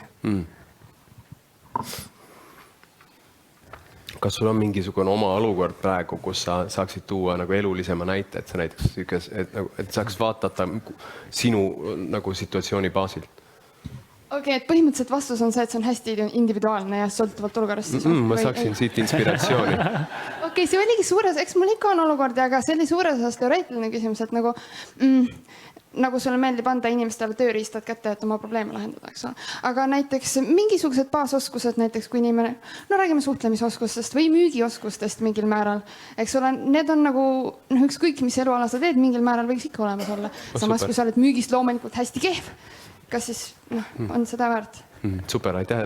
Seda ma soovisingi, et sa tooks näiteks mingi näite. Siin ongi küsimus, et kui kaugele ma võib-olla ajan sul mingisuguse mulli on ju, ja siis ütle see ei olnud ikka see, mis sa tahtsid, sest vaata su küsimus on jumala hea, siis kõik võidavad, sest lõpuks ma vastan ka praegu esimest korda sellele küsimusele sükse nurga alt, mul ei ole valmis vastust, ma hakkan praegu seda vastust kokku punuma. Mulle meeldib seda näha niimoodi, et igal alal edukas olemiseks on 2 komponenti vähemalt. Oskused ja anne. Anne on loomuomane ja oskus on õpitav. Oskus on siis see, mida saab ühelt inimeselt teisele edasi anda. Näiteks võtame raamatupidamine, see on oskus, see koosneb teatud mingid, selles suhtes seda on võimalik õppida. Aga selleks, et olla väga hea raamatupidaja, siis tekib küsimus, piisab, ma ei küsi seda sult, ma lihtsalt ütlen nagu üldiselt, siis tekib küsimus, kas piisab ainult sellest, et keegi õppis Tartus raamatupidamist ja ma eeldan, et sa juba intuitiivselt saad aru, et ei piisa, et selleks, et olla raamatupidajana tõeliselt hea, peab sul olema armastus täpsuse vastu. Aga vaata, täpsus ei ole inimestel oskus. Täpsus on teatud nagu natuuri komponent. Osad inimesed on väga frigiidsed kellaaegade osas ja on igal pool ülitäpselt või natuke varem. Ja neid isegi häirib, kui teised ei ole. Ja sa tead seda. Osad inimesed siin ruumis kindlalt on süksed, nagu mina olen üks nendest, keda hullult häirib, kui asjad ei ole täpselt õige joone peal. Nagu, et kõik asjad peavad nad teate, nagu, peab olema nagu korrekt sümmeetrias. Kui ei ole, siis hakkab nagu ja see ei ole oskus, et see häirib sind, see nagu häirib sind. Ja osadel inimestel jälle samas nagu ajakella osas suhtes ma natuke fleksibiilsem, et kui sa jääd nagu mõned minutid hiljaks, üldiselt mul on fine ja ma ise jään ka tihti hiljaks. Ehk siis, et edukas olla ükskõik milles, on vaja kaardistada ära see vundament, millele oskus peab toetuma. Et näiteks kui Rain Tunger, kelle juhtimise all 10 aastat järjest Rataskaavu 16 restoran oli Tallinna TripAdvisori number 1 restoran, 10 aastat järjest, võttis tööle restorani teenindajaid, siis Rain ütles mulle, et ta mitte kunagi ei vaadanud CV-d, mis on oskus, millest me rääkisin, mis on see universaalne oskus, kas sa oskad kanda nõusi või mis iganes, mida restoranis peaks oskama, sest ta teadis, et selle ta saab õpetada juurde. Aga mida ta ei saa juurde õpetada, on inimese loomuomane soov teisi inimesi toetada ja abistada. Mida ta ei saa juurde õpetada, on soojus. See, kas inimeses on või ei ole. Ja see on ka minu kogemus, et sa oled kliendina tead seda, kõik me ju eeldame ja mõistame, et kliendile on oluline öelda tere ja naeratada. Seda on nii elementaarne. Ja ometi iga teine teenindaja ei ütle tere ja ei naerata, kuigi see on elementaarne. Seega me jõuame sinna. See võib olla kõige kergem oskus, mida sa saad aru, et sellega saab ka 3-aastane laps hakkama. Aga kui sul ei ole natuuri tasandil seda, mis toetaks selle oskuse järjepidevat kasutamist, siis sa ei saa selles asjas edukaks, sest miski su tagant saboteerib. Ja samas, vaata, see võiks öelda, see on sinu nõrkus siis näiteks see naeratamine, aga meil kõigil on rohkem nõrkusid, kui meil on tugevusi. Näiteks võib-olla sul on nõrkus nimede meelde jätmise peale, võib-olla sul on nõrkus see, et sa oled närvi hästi kergesti. Mõneti, keda see huvitab, et meil on nõrkusi väga palju, aga nõrkus muutub probleemiks sellel hetkel, kui ma satun töökohale või mingi tegevuse peale, kus edu selles rollis sõltub sellest, milles mina nõrk olen. See hetk muutub nõrkusprobleemiks, kus edu rollis sõltub millestki muust kui see, mis minul olemas on. Ja siit tulebki nüüd see välja, et mingid universaalsed oskused, ma ei tea, tõepoolest on, mõtlen, proovime mõelda, mis müügis on universaalne oskus on, mida võib õppida on, et kuidas ma tegelen vastuväidetega, sest sa teid selle müügi, et mida siis öelda ja nii edasi. Õppida saab nagu teatud maani, aga siis tekib süke, kui ma töötasin Peep Vainu juures müügi inimesena, ma lugesin hullult müügiraamatuid, ma õppisin tohutult palju müüki. Ma toon hoopis ühe loo. Ma töötasin 2010, üks minu esimesi kliente oli Vapiano ja ma õpetasin tüdrukutele, ainult seepärast tüdrukutele, et enamik Vapiano klienditeenindajad olid naised. Ja ma õpetasin neile head teenindust. Oskust, ma ei teadnud siis veel tugevust oskuste teemat, ma arvasin, et see on oskus ja et oskus on olla sõbralik ja naerata. Ja siis, kui meil oli see kõik jagasid, mis nad koolitused said, siis tüdrukud ütlesidki, et üks tüdruk oli seal Ingrid, kes ütles, et Alar, et ma saan jumala aru, sest see on täiega selgelt et see on nagu nii oluline kliendiga soe ja sõbralik olla, aga ma saan naeratada ainult naisklientidele. Ja siis mõtlesin, mis asja? Sest vaata, sest kui ma hakkan meesklientidele naeratama, siis nad arvavad, ma löön neile külge ja siis nad hakkavad mul telefoninumbrit küsima. Ja ma ei olnud üldse selleks valmis, sest mul ei ole kunagi nagu seda probleemi olnud, et naised mul telefoninumbrit küsiks või nagu ja siis ta ütles, et ta eriti ta kardab veel nagu, ta ütles, et nagu vunsiga vanamehi. et need pidid olema erilised perod mingil põhjusel. Ja siis ma sain aru, et ma jäin nagu jätta, et ma ei oska nagu, mulle puudus vastu argument. Ja siis, kuna see 2-päevane koolitus, mul oli teise päevani natuke aega ja vahepeal oli Hella Hundi inimestega koolitus ja Hella Hunt oli üks publi, ma ei tea, kas ta täna on Tallinna vanalinnast, aga seal pubis käib vaata teistsugune seltskond, öö ja nii edasi, inimesed nagu nii on purjus ja fileerivad ja nii edasi. Ja siis ma olin selleks kogenud baaridaamidega ja küsisin neilt, et kuule, et kuidas ma pean käituma, kuidas ma neid tüdrukuid noori õpetan, et kuidas siis tulla nende vuntsiga vanameestega toime, eks ju. Ja siis esimene asi, mis ma mäletan, et nagu nad mulle rääkisid Alar, et esiteks räägi neile tüdrukutele, et enamik inimesed, kes sul telefoninumbrid küsivad, ei ole perverdid, et nad on normaalsed inimesed, kellele sa meeldid, on ju, ja võtta seda komplimenti, et üks, et sa oled 80-aastane ja siis ei küsi keegi sult enam mingid numbrid ja siis sa maksaksid peale, et see vuntsiga vanamees sind kusagile kutsuks. Nagu, et kõik on nagu ajateljel suhteline, eks ju. Et kuna see on su klient, siis ei saa talle tekitada mingit nagu rõvedat nägu, et see hea teenindustase peab säilima. See on ütleski, et alati nagu võta seda, et see on kompliment esiteks, et see ei ole pervo, et nagu ja ole tänulik, et ta sulle üldse midagi pakkus. Ja siis nagu alati näitad, vau, et nii tore, et sa niimoodi mõtled, et mul on nii hea meel, et see on hästi armas. Ja nagu kiida teda selle eest, et ta siin nagu välja kutsus ja näiteks kinno või kusagile ja siis ütle sinna, vaata ma räägin, see nagu oskus praegu, mida ma kirjeldan.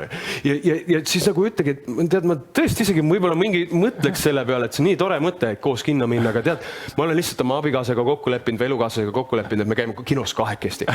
Aga mul on hästi hea meel, kui sa nagu siin mul külas käid. Nüüd see on nagu oskus. Mina ei oska flirtida väga hästi ja siis ma ka kirjutasin üles, thanks, okay, see on nagu tehnika. Nii käib flirtimine pervo vanameestega. Okay, väga hea. Nüüd mul on see oskus. Elementaarne eluks vajalik oskus. Nüüd ma läksin siis Vapiano tüdrukute juurde, rääkisin, kuidas siis käib. Nad kõik kirjutavad, et ütle jaa ja siis ütle ei. Nii, okei. Ja nüüd vaata, tundubki, kui elu läks nii lihtne, kui kõik olukorrad olekski süksed, et iga kord sa nii ütled ja klient ühtemoodi käitub, siis tundubki, et nagu oskustest piisakski. Aga vaata, see oskuste ja annete erinevus on see, et oskus aitab sind ainult senikaua, kui kõik läheb täpselt nii, nagu raamatus kirjas oli. Sest see ei vaja loovust, see lihtsalt mälu pead tegutsed. Probleem tekib siis, nagu äris või ükskõik millisel erialal, isegi kui sa oled, ei ole vist üldse vahet, mis eriala see on, mingi hetk on eriolukord, kus sa pead oma peaga hakkama mõtlema, kus sul ei ole valmis vastust. Ja vaata, et sul oma peaga mõtleks, siis nii nagu sa mäletad koolis, mina olin näiteks füüsikas väga nõrk, ma ei suutnud oma peaga füüsikas mõelda, mul lihtsalt ei tulnud ühtegi ideed, ma mäletan, et ükskõik millal õpetaja midagi küsis, mu selja taga istus 2 tüüpi, Marko Taljajev ja Meelis Bergman, kes olid õpetaja poole küsimuse pealt, neil oli käsi püsti, õpetaja, mina. Ja siis ma mäletan, ma läksin, tule sa veel nagu, et nagu see oleks nii närvi mind nagu, et kuidas ma ei saa mitte üldse arugi, mis terminid, ja nad juba teavad vastust, nagu, et osad nagu mõtlevad peaga kohtades, kus nagu mul ei ole ühtegi mõtet. Ja samas ma mäletan, kui mina olin 3. klassis ja tuli inglise keel, see oli nii lihtne. Ma nagu piltlikult kõik sõnad, mis sealt tuli, õpetati, ma nagu teadsin, just kui mingi osa nagu, ma sain kohe nagu, ma tean, just kui nagu see inglise keel, keegi lihtsalt meenutas mulle inglise keelt, süke tunne oli. Ehk siis ma mõtlen selle peale, miks ma seda räägin, et kui me satume olukorda, kus meil ettevalmistust ei ole, kuidas me siis toime tuleme ja nüüd tekib andekuse küsimus. Ja siis, mis juhtus, ma rääkisin siis Vapianos selle teema ära, et sa pead olema, nii ütle jaa kliendile ja siis ei, ja siis läks mingi 6 kuud mööda ja siis meil oli jätkupäev nende Vapiano tüdrukutega ja siis nad istusid niimoodi ringis mul kuskil 16 inimest ja igaüks jagas, mis vahepeal juhtunud on, et ma pidin aitama neid nagu mingeid ideid juurde andma.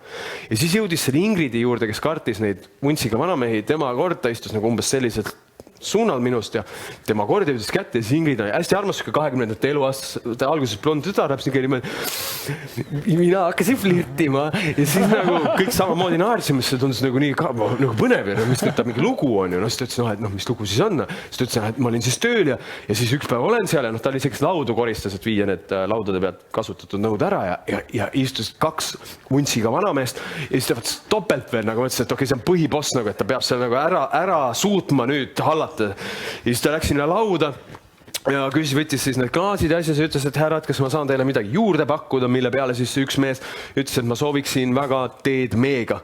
Ja siis ta ütles, jaa, muidugi, ja siis küsis sealt teised, kas teile ka midagi, ja teine ütles, ei, ma ei soovi midagi.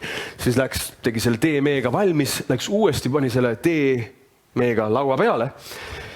ja siis küsis igaks juhuks sealt teiselt, kes midagi ei tellinud, et härra, olete te kindel, et te mitte midagi ei soovi.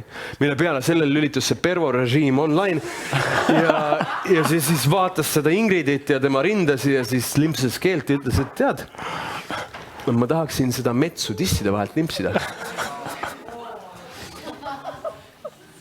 Ja siis see hetk ma kartsin nüüd, et Ingrid küsib poolt, mis siis tegema peab.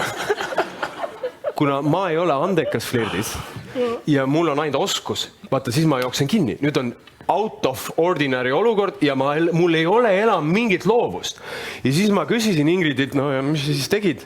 Ja siis Ingrid ütles, ei noh, mis ma siis tegin? Ma tegin seda, mis sa ütlesid, et ütle jaa ja ütle ei.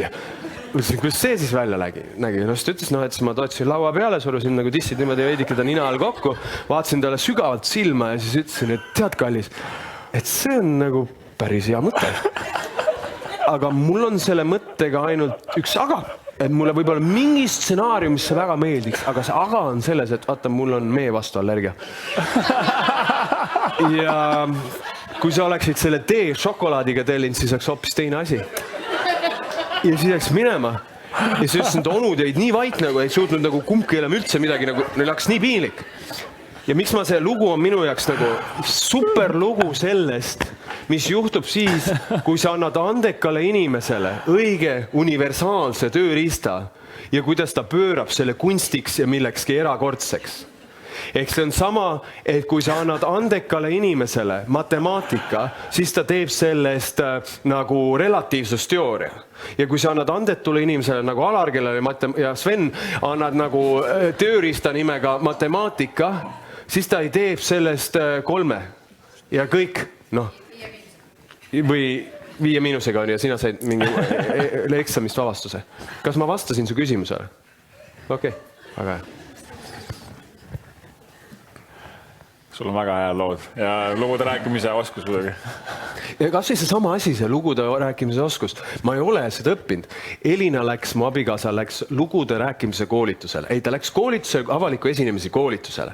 Ja siis see koolitaja küsis talt, et üks näitleja, miks sa siin oled, et su nagu mees ju nagu ise ka nagu räägib ju neid asju. Ja siis see koolitaja oli rääkinud, kuidas siis seal koolitusel lugusi, kuidas Alar Ojastu koolitab nagu.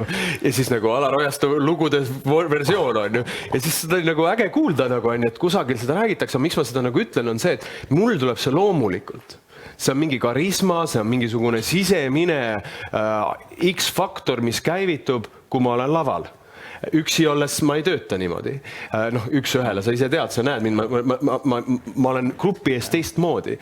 Ja Elina lihtsalt sai selle kogemuse, et kuigi tema siis proovis tehnikaid, et noh, loo alguse ja mingi lugudel on ju mingi tehnika. Ja kui see on lihtsalt tehnika nagu universaalne oskus, sa saad veits huvitavamaks oma õpetused teha kindlasti, aga see ei pruugi sul endal kunagi muutuda nauditavaks. Sa teed seda nagu ja see tundub sul lõpuni võõras. See ei ole sina. Ja publik ei saa ka sama kogemust. See ei tähenda, et seda oskust ei peaks rakendama. Aga selle tegijana sa ei koge seda nii nagu ja publik ei saa, või noh, teised ei saa ka seda sama vastu. Et siit tulebki see, et mõlemad on tähtsad.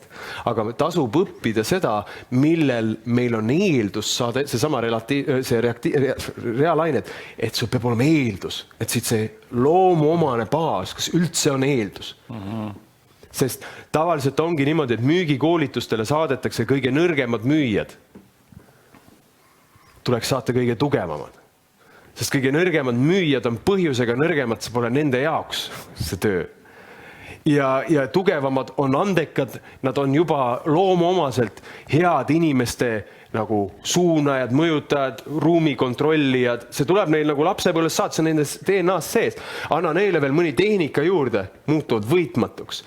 Anna süksele väga nagu, noh, ütleme, näiteks müügis, mis vajab väga palju nagu aktiivset pöördumist ja suhtlemist inimesele, kes vastupidi tahaks nagu mina raamatut lugeda, sunnid teda tegema seda asju.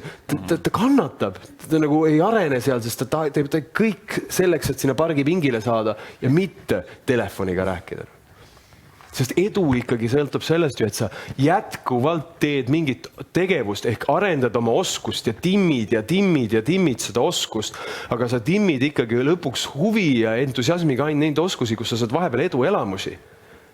Aga sa saad edu elamisi asjades, millest sul on nagu põlemine ja kirg. sest iga asi, mida sa hakkad õppima, saab olema raske. Isegi see, milles sa oled andekas, seal tulevad raskused tee peal. Ja et raskustega toime tulla, peab sul olema mingisugune sisemine tunne, et sellel on pointi. Et kindlasti on sa oled mingi spordialad, mida sa oled proovinud, ei sobi sulle. Ja kui sa saad aru mingi hetk, et siin ei ole pointi, ma panustan siia ebaproportsionaalselt palju ja liiga vähe tuleb tagasi. Ja siis on mingid alad, kui sa sinna panustad oma aja trenni mõttes, sa saad oluliselt rutem tagasi. Sulle meeldib.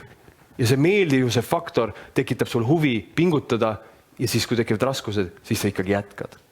Ma ei tea, kas selle oli, said sa mu mõttekäigust aru, et nüüd see loogiline. Davai. Vaidle, võid nagu ühesõnaga, aga ei pea, et nagu, aga saab. Ja peaasi, et sa saad siit sellest ajast, mis on maksimum, meil natuke veel on. Ja, Zoomis ka kiidetakse. Ja väga hea küsimus, Ove. Oli küll kogu aeg. Tähed sa küsida? Kas keegi tahab veel midagi küsida? Võib-olla ongi nende küsimustega meil parem minna siit.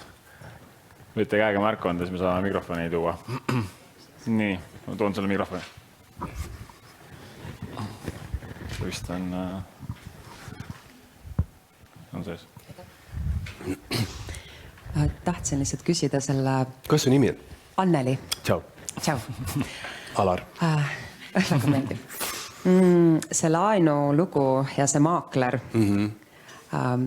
Kas siis, kui sulle see pakkumine tehti, kas su südame hääl või mingi sisetunne ei andnud sulle märku, millega sa oleks saanud tegelikult seda nagu ära tunda, et see pole päris see? Või sa olid täiesti teeme ära?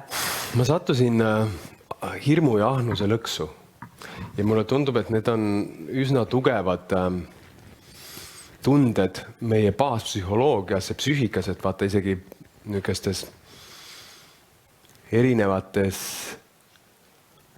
meditatiivse taustaga praktikates, vahet pole, kas need on budismi suunal või on indiaanlaste mingi suunas. Et kõik, mis puudutab enda tundma õppimist, siis öeldakse, et budismis nähtakse nagu üks nagu põhi, mitte patte, aga neid, mis hoiab meid lõksus, on just see tahtmine, iha, ahnus. Ja seetõttu see on enamike inimeste sees on pidevalt kõikide otsuste kaalumisel nagu see riski koht, et aju loob meile mingisuguse stsenaariumi, mis võib kõik minna paremaks. Ja ta teeb seda vahel nii veenvalt ja see käivitab selle ahnuse. Ja automaatselt, kui ta loob selle stsenaariumi sellest, mis võib minna paremaks, siis selle juurde tekib võimalus, et kui see ei juhtu, mis kõik läheb halvemaks. Ja me oleme kõik meistrid ettekujutluses, kuidas asjad võivad minna halvemaks ja mingil määral ka selles, kuidas asjad võivad minna paremaks. Aga väga raske on olla seal keskel ja lihtsalt siis nagu loobuda mõlemast loost, sellest, kuidas asjad võivad minna halvemaks või kuidas paremaks ja tunnetada, mis tunne mul selle asjaga seoses on. Ja kuna see hetk, mina olin lugenud hästi palju niisuguseid Robert Kiyosaki raamatuid, Rikas isa, vaene isa ja see räägiti hästi palju kinnisvarast ja kuna mul hästi paljud sõbrad see hetk, mul ei olnud, vaata, ma olin siis 24, et elu kogemust on ikkagi vähe ja siis sa vaatadki, eks ju, lähed ja nagu sa tuled sellest mõneti nagu vene aja laps on ju ja siis sa tuled, sa oled just kooli lõpetanud ja ma esimese pankroti läbi elanud ja siis sa näedki oma sõpru, kes olid suga keskkoolis ja nüüd nad ostavad mingid kortereid ja müüvad ja kuidagi kergesti tuleb raha nagu ja hästi palju raha. Ja siis Kiyosaki räägib ka, et jube lihtne. Ja siis nagu, kes meil kõik siin hullult igast kinnisvara tegelasi räägib Eestis, kui lihtne see on. Ja siis kui sa mõtled, et äkki nüüd on see minu võimalus. Ja ma mäletan, et mul oli Eke Lainsalu öelnud üks teine müügikoolitaja Eestis, et küll ta kahetses, et ta 1999 või 98 või 97, millal tegi Hansapank, tuli mingi börsile või mingi Hansapanga aktsia müügivärk tuli, et kuidas ta siis ei ostnud nagu, et mõtle, oleks siis ostnud, mul oleks mingi tead see oleks lugu. Ja siis mõtlesin, ma ei taha olla Eke Lainsalu. Ma ei taha olla, kes räägib, kurat, Paša tuli, ütles, osta, et oleks ma ostnud, on ju. Ma olen hiljem ka teinud selle pead, ma ostsin krüptot täpselt sama nagu mõttega, et kurat, raisk, vaata, kus teenis nagu, et taha olla see, kes ütles pärast oleks.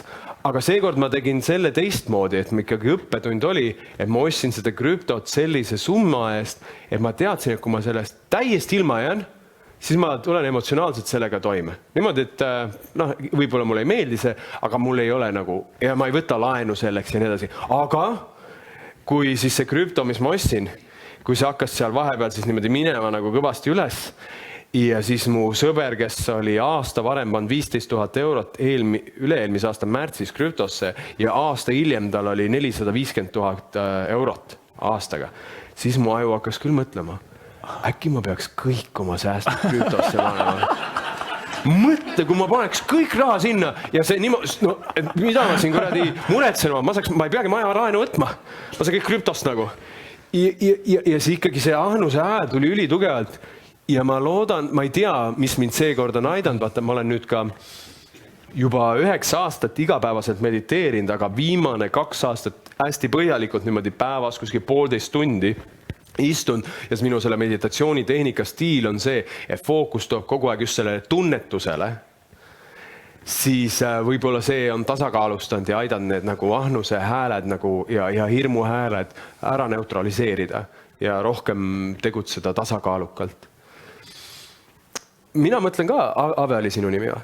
Ove vahel seda, et nagu see universaalsed oskused on ju, et mingi osa heidab nagu endale ette, et nagu aga miks mind ei huvita, võiks ju lugeda krüpto kohta rohkem. Seda on võimalik ju uurida ja õppida. Miks mind ei huvita kinnisvara, miks ma võiks ju lugeda ja õppida, et see nagu tundub mingile osale minust siiamaani, äkki see on nagu õpitav.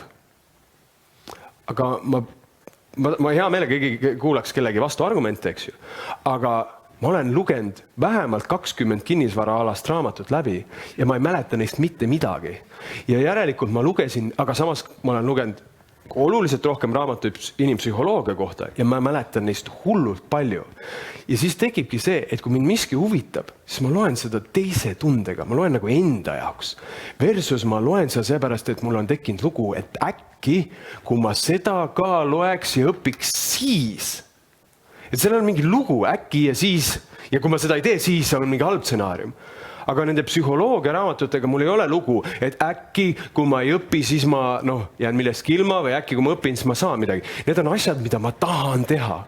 Ja mulle tundub see hullult oluline, see asi, mida ma tahan teha. Mul on vahel raske sellega, sest mu abikaasa, kuna meil läheb majanduslikult hetkel üsna hästi ja on juba pikka aega läinud ja Elina, vaata, ma olen nagu näinud hetki, kus ma olen talle ette heitnud seda, et Elina ikka oluliselt, ta teenib must palju vähem, aga teenib okeilt. Aga ma olen talle nagu ette heitnud seda, ja ta on ka koolitaja, ta on ka nagu oma ettevõte. Ja ma olen talle ette heitnud, eriti algusaastatel, ma olen nüüd 8 aastat koos, et miks sa nagu nii vähe pingutad? Miks sa nagu ei tegele turundusega või kodulehega või miks sa nagu niisama nagu võtad aega endale ja vaatad lihtsalt, mis õige tunne on ja nii edasi. Et nagu kuidagi raske peab ikkagi olema. Aga siis ma olen nagu aru saanud, et esiteks see viis meid alati tülli ja Elina tegutseb täiesti mingi teise, ta tegutsebki selle tunde pealt kogu aeg.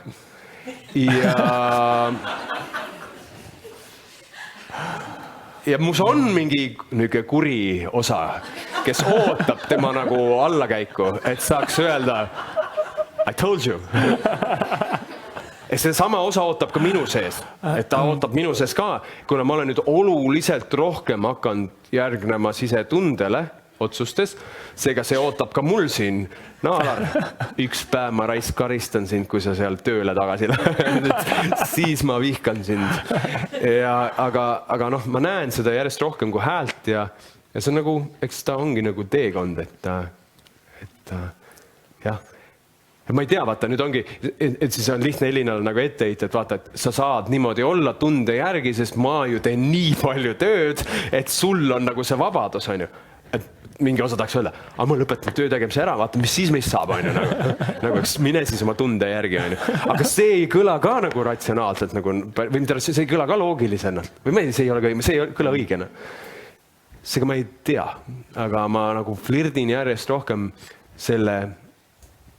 Minu jaoks hästi huvitav, ma Sveniga rääkinud, üks tegelane Eestis, Eva Lepik, ma ei tea, võib-olla sa jälgid natuke kuidas ta asju teeb ja mida see on kaasa toonud, et ta minule huvitav huviobjekt, ta räägib hästi palju tunde järgi ettevõtlusest ja ta ettevõtlusel läheb väga hästi.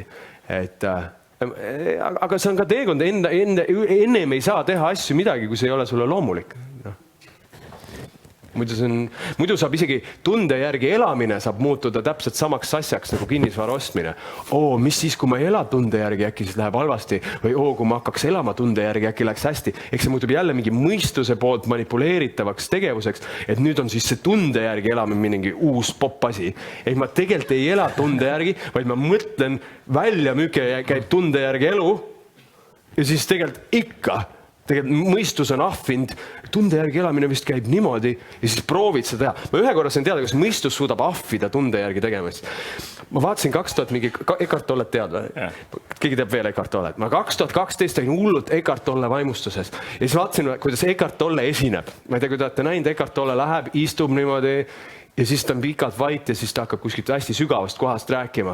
Ja siis mul oli üks suur konverents, kuhu mind esinema kutsuti ja minu stiil on selline, nagu see täna on olnud. Ja siis ma mõtlesin, et ikka Eckart Tolle räägib, sa räägid hetkest ja tundest pead rääkima.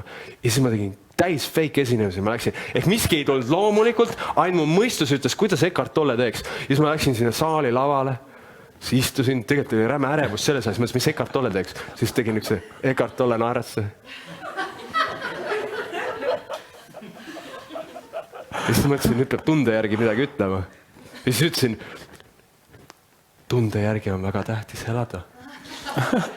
Ja see rääkisin mingit kõige haigemat nagu jama.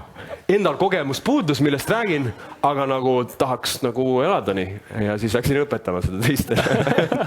Ühesõnaga, Tervo on huvitav, aitäh, et selle teema avasid. Ma ei tea, mis sellest kasu oli küll, aga... Sind kuulaksin tundide viisi. Päriselt või? Jaa. Ma vähem muretsen, et äkki ma jään niisugust jutumist teistele. Sumis ka kiidetakse, et väga head lood ja näited. Kas kellelgi on Sumis ka võib-olla mingid küsimus Alarile veel? Nii.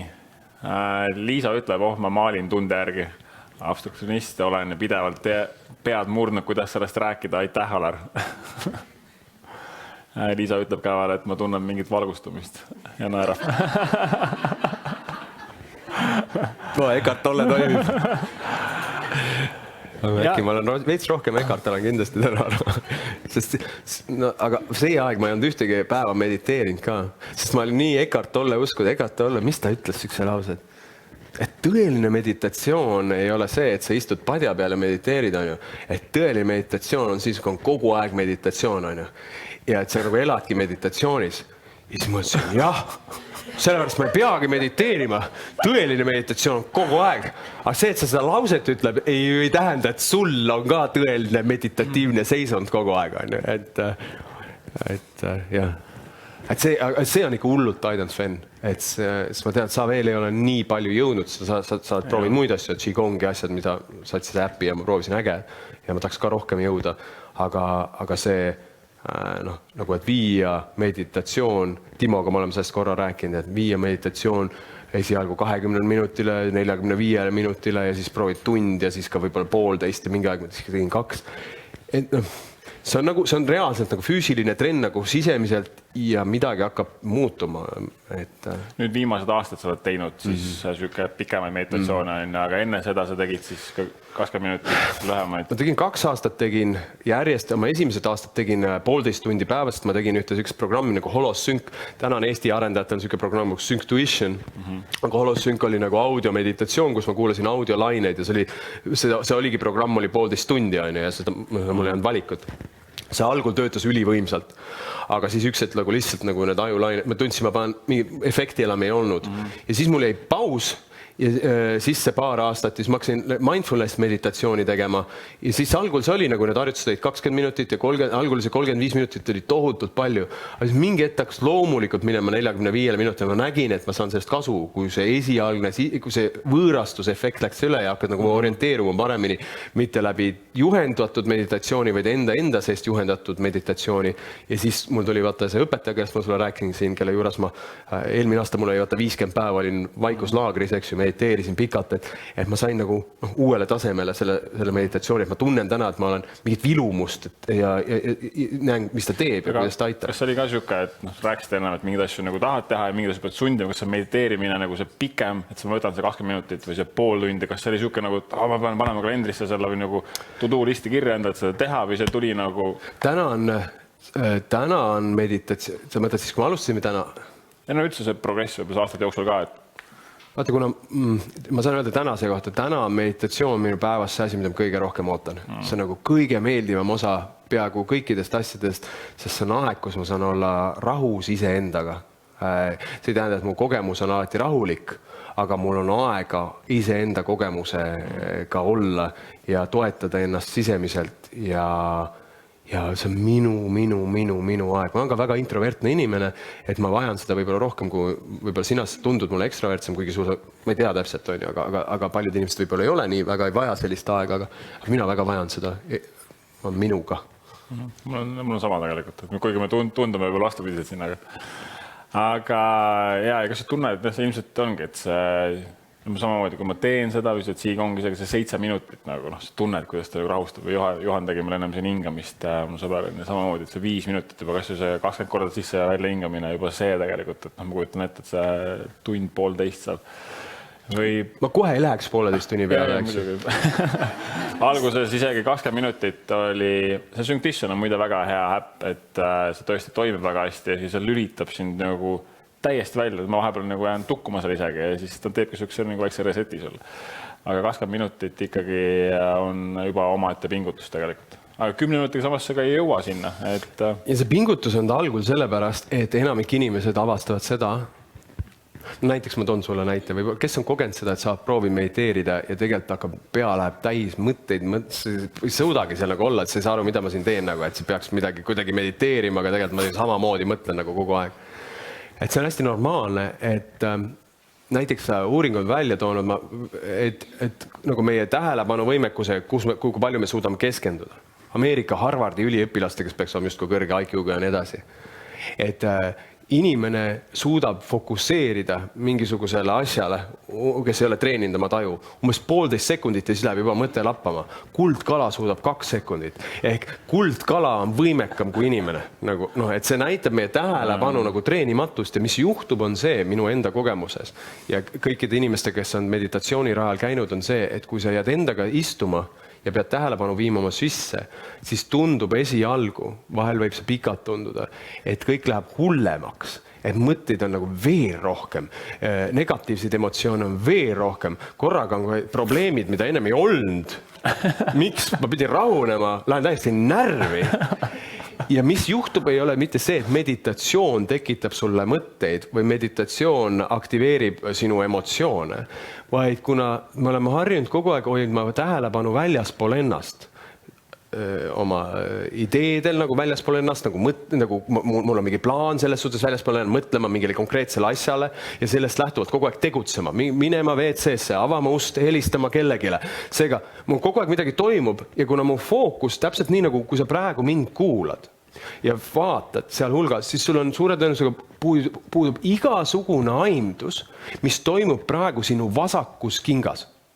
Aga kui sa nüüd korra võtad aja maha ja viid fookus oma vasakusse jalanõusse, siis sa avastad, et seal on mingisugune temperatuur, mida sa ei olnud hetk tagasi teadlik. Ja kui sa võrdled praegu oma vasaku jalanõu sisetemperatuuri parema jalanõu sisetemperatuuriga, siis sa avastad võib-olla, et erinevatel jalanõudel on erinev temperatuur seal sees. Või jala üks külg on soojem kui teine külg. Kes näeb seda praegu, kui sa praegu niimoodi vaatad järgi, eks ju? Ja see on kogu aeg seal olnud. Lihtsalt su fookus on siin, me ei suuda olla fookusega igal pool. Nüüd kujuta, et sa lülitad välja minu kuulamise, lülitad välja pildi, plõks. Ja sulle jääb korraga, küll helid jäävad alles, aga nüüd kõik, mis seni oli selle katte taga, nüüd sa oled sellega. See, mis siin praegu, see mõtted ja need aistingud ja tunded ja emotsioonid, nüüd sa lihtsalt jääd nendega. Ja seni, kuni ma elan niimoodi, et ma kogu aeg tegutsen, siis ma ei tunnegi, mis siin sees on. Ja meditatsioon on minu jaoks, vaata, mis see algul ongi raske, ja see 20 minutit, sest seda on kõike nii kuradi palju siin sees. Ja siis kaod ära ja ei oska seal orienteeruda, mis ma sellega tegema pean. Ja seda tuleb nagu nii palju ja mida rohkem istud, seda rohkem ja kiiremini hakkab siis tulema. Siis ärkad üles, saad meditatsioon, ma ei taha rohkem kunagi mediteerida. Mulle meeldib sport. Ma ei tea, mingi, siis valid mingi, aga sport meeldib mulle ka, aga ajas sa õpid nagu selle sisuga olema järjest kiiremini, et ma olen nagu läbi oma meditatsiooniõpetajatega aru saanud, et vahet pole, kui vilun mediteerija oled, sa mõtted tulevad sul igavesti. Aga ainus, mis muutub, on see, ja ma näen seda selle 9 aastaga, et kui kiiresti sa avastad, et sa oled mõtetega täiesti samastunud ja ära kadunud sinna story'sse ja fantaasiasse ja läinud ja siis saad, jälle mõtlen, fookus hingamise, kehaistingute juurde tagasi, tuled siia sentrisse ja siis püsid, järjest see aeg läheb pikemaks, millal sa ei ole kadunud. Ja siis jälle kaod ära ja siis hakkab see kaif tunne, kus sa saad kätte, tood ennast tagasi selle objektini, mis sul oli valik, kas hingamine või kehaisting. Ja mis on siis täna mu meditatsiooni sisu on see, et need mõtted mind, sama asi juhtub, aga see on nagu nii palju kiiremaks läinud sealt välja tulemine, et siis täna ma vaatan, mul tulevad üles lapsepõlvest ja minevikus näiteks täna hommikul tund aega jõudsin mediteerida ja siis tulid üles koolist erinevad hetked, kus mind kiusati. Ja kogesin seda Alarit erinevates vanustes ja mis tema tunne oli.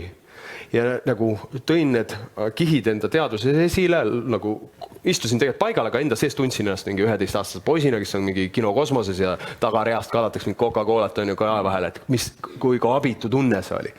Ja siis samal ajal, kui ma kogen seda nagu lootusestut ja väikse poisi hirmu, siis aktiveerin oma teaduses teise kihi, mis on siis täiskasvanud mina, kes on nagu soe, sõbralik ja hooliv ja hoidev ja käib Sveniga võitluskunstitrennis.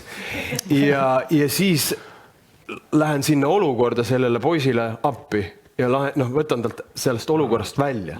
Ehk ma nagu neid mineviku kogemusi transformeerin ümber. Ehk see on muutunud selliseks nagu sisemiselt mingi pingete vabastamise protsessiks ja see muutub järjest huvitavamaks ja ma hakkasin Harry Potteri raamatut lugema ja täna sain esimest korda selle kogemuse, et see on nagu maagia, et kui muidu, miks maagia on nagu nii mind häirinud minevikus sõnana, sest mul on nagu meeldinud omada elus kontrolli, et mul meeldib, ma saan kätega kontroll, ma saan see arvuti kinni panna, ma saan telefoni, mul on nagu kontroll siin maailmas, aga maagia on tundnud niisugune abstraktne mingi udu ja see ka tekitab niisugune võimetu, mis maagia, siin reaalne ju peab olema, aga siis see sisemaailmas sa ei saa teha oma teadmiste, oma oskuste, oma haridusega, oma rahaga, sa ei saa mitte midagi teha, sul on ainult nagu praktika, millega sa hakkad eristama enda sees toimuvaid kihte ja sa avastad, sisemaailmas toimub sama palju kui välises maailmas ja siis hakata seal sees, et sa käsi ei kasuta, aga sa kasutad, ma ei tea, mis asi see on, mis see lõpuks on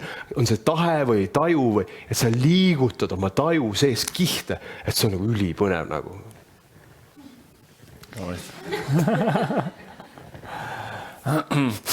Küsimus, Kadi küsib, et küsimus teile mõlemal, et mis on parim nõuanne, mida me oleme siis üksteiselt saanud? Üksteisega jaganud. Ma võin alustada. Tavai, alusta. Minul ongi, ma arvan, see, et mis ma ütlesin ka, et jälgi oma seda sisemist häält, et esiteks siuke töö on olemas, mida saab armastada ja et otsida seda teed sinna, et see, mis minu teemant on. See oli parim nõuanne, mis mulle nagu väga tugeva kuidagi emotsiooni jättis, kui ma esimest seda sinna videot vaatasin. Lihtsalt videost. Mis mind ilmselt on täna ka aidanud, et me siin istume niimoodi. Jaa. Kes see küsis see, mis ta nimi oli?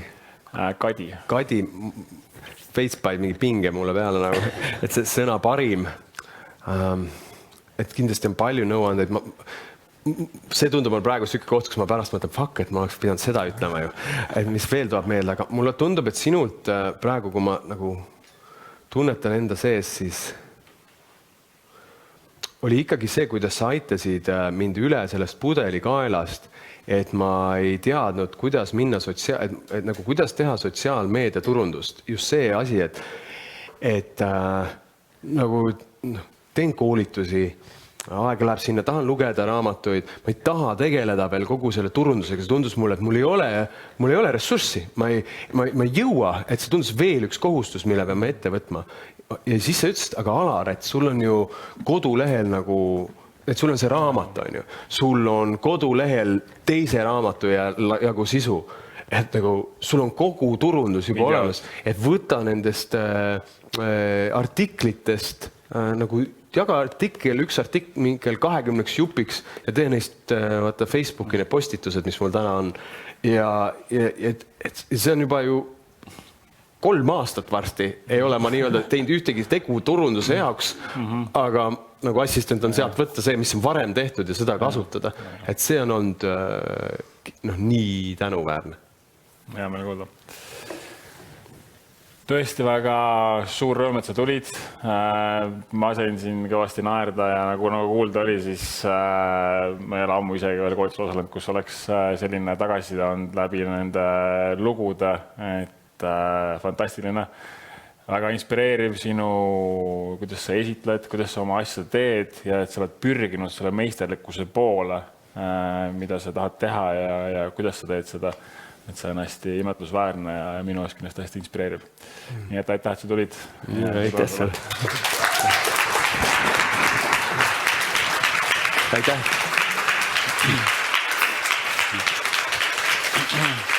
Aitäh. Aitäh. Meil on vist veel korra käsi tõusis. Kas oli küsimus? Ei olnud?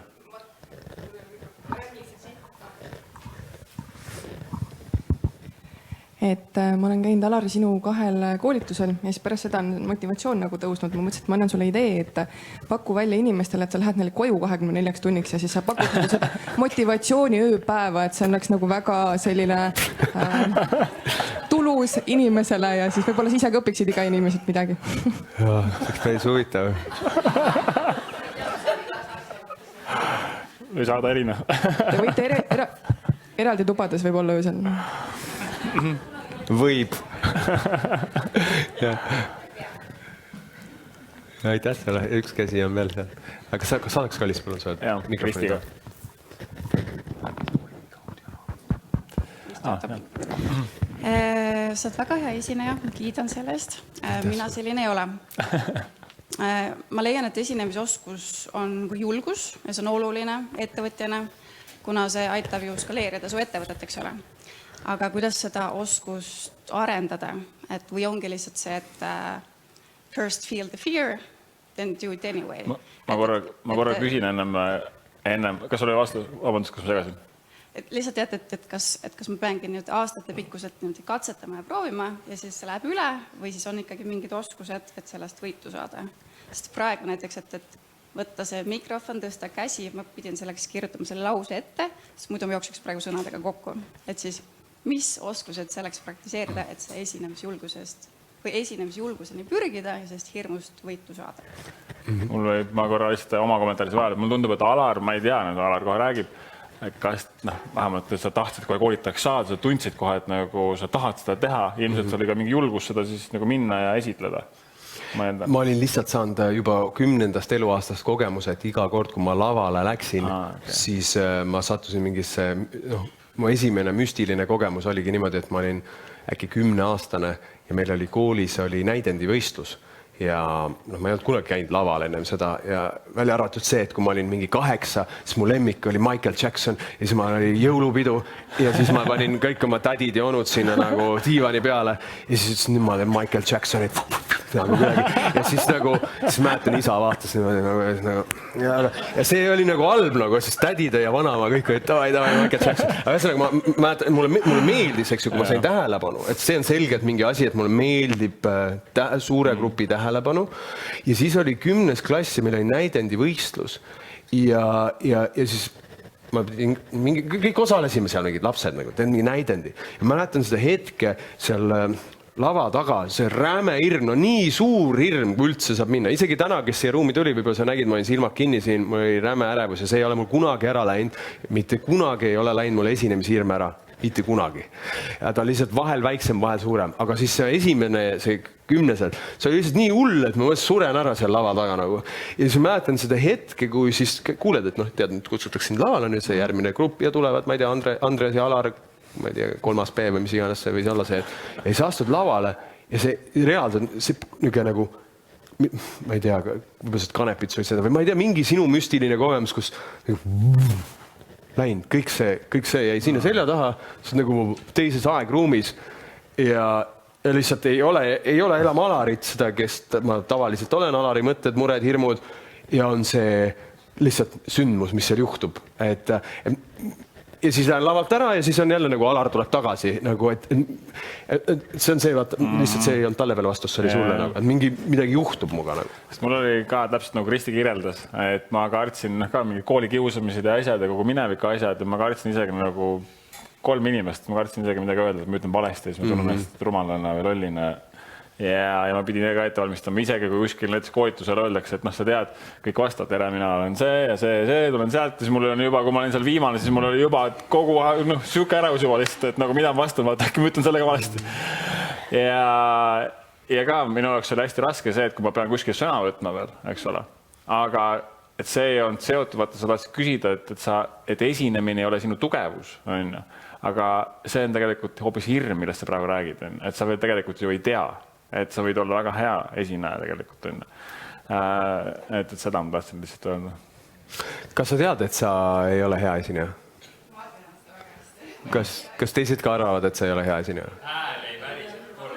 Kusjuures nagu Kristi osales me...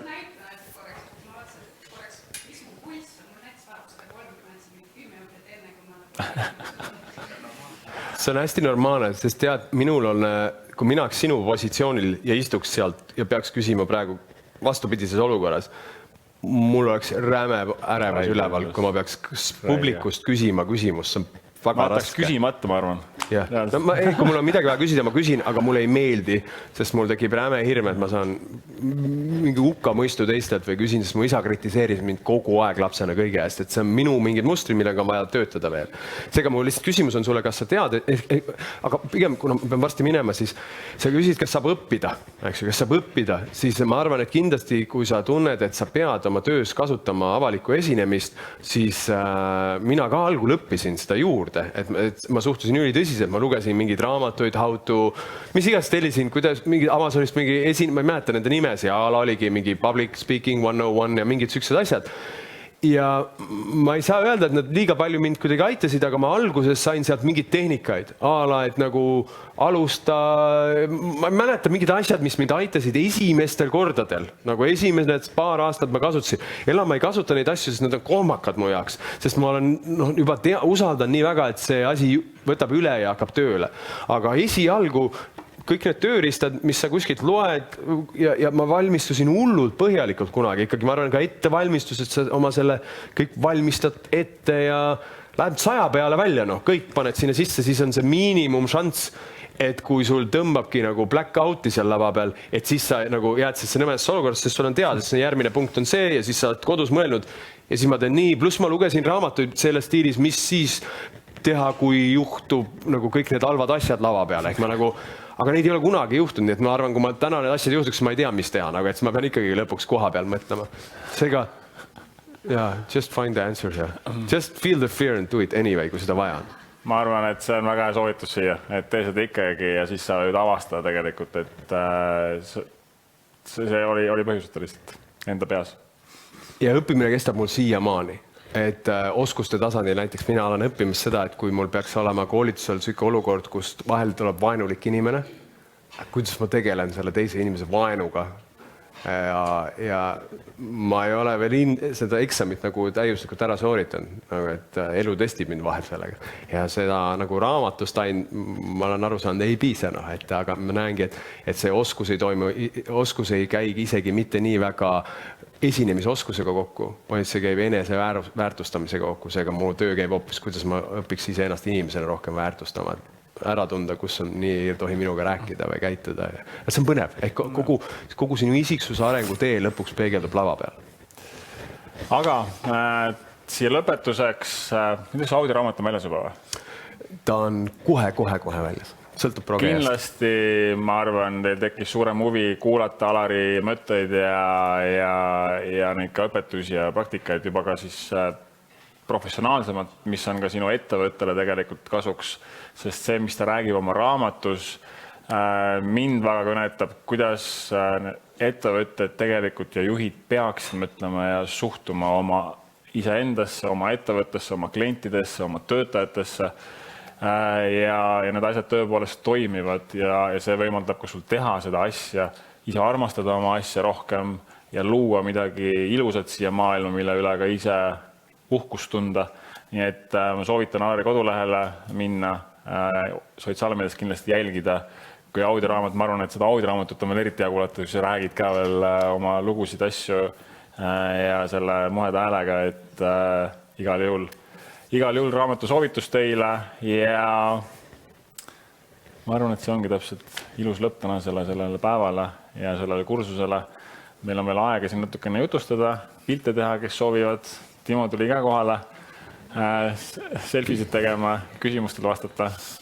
Ja aitäh sulle, Alar.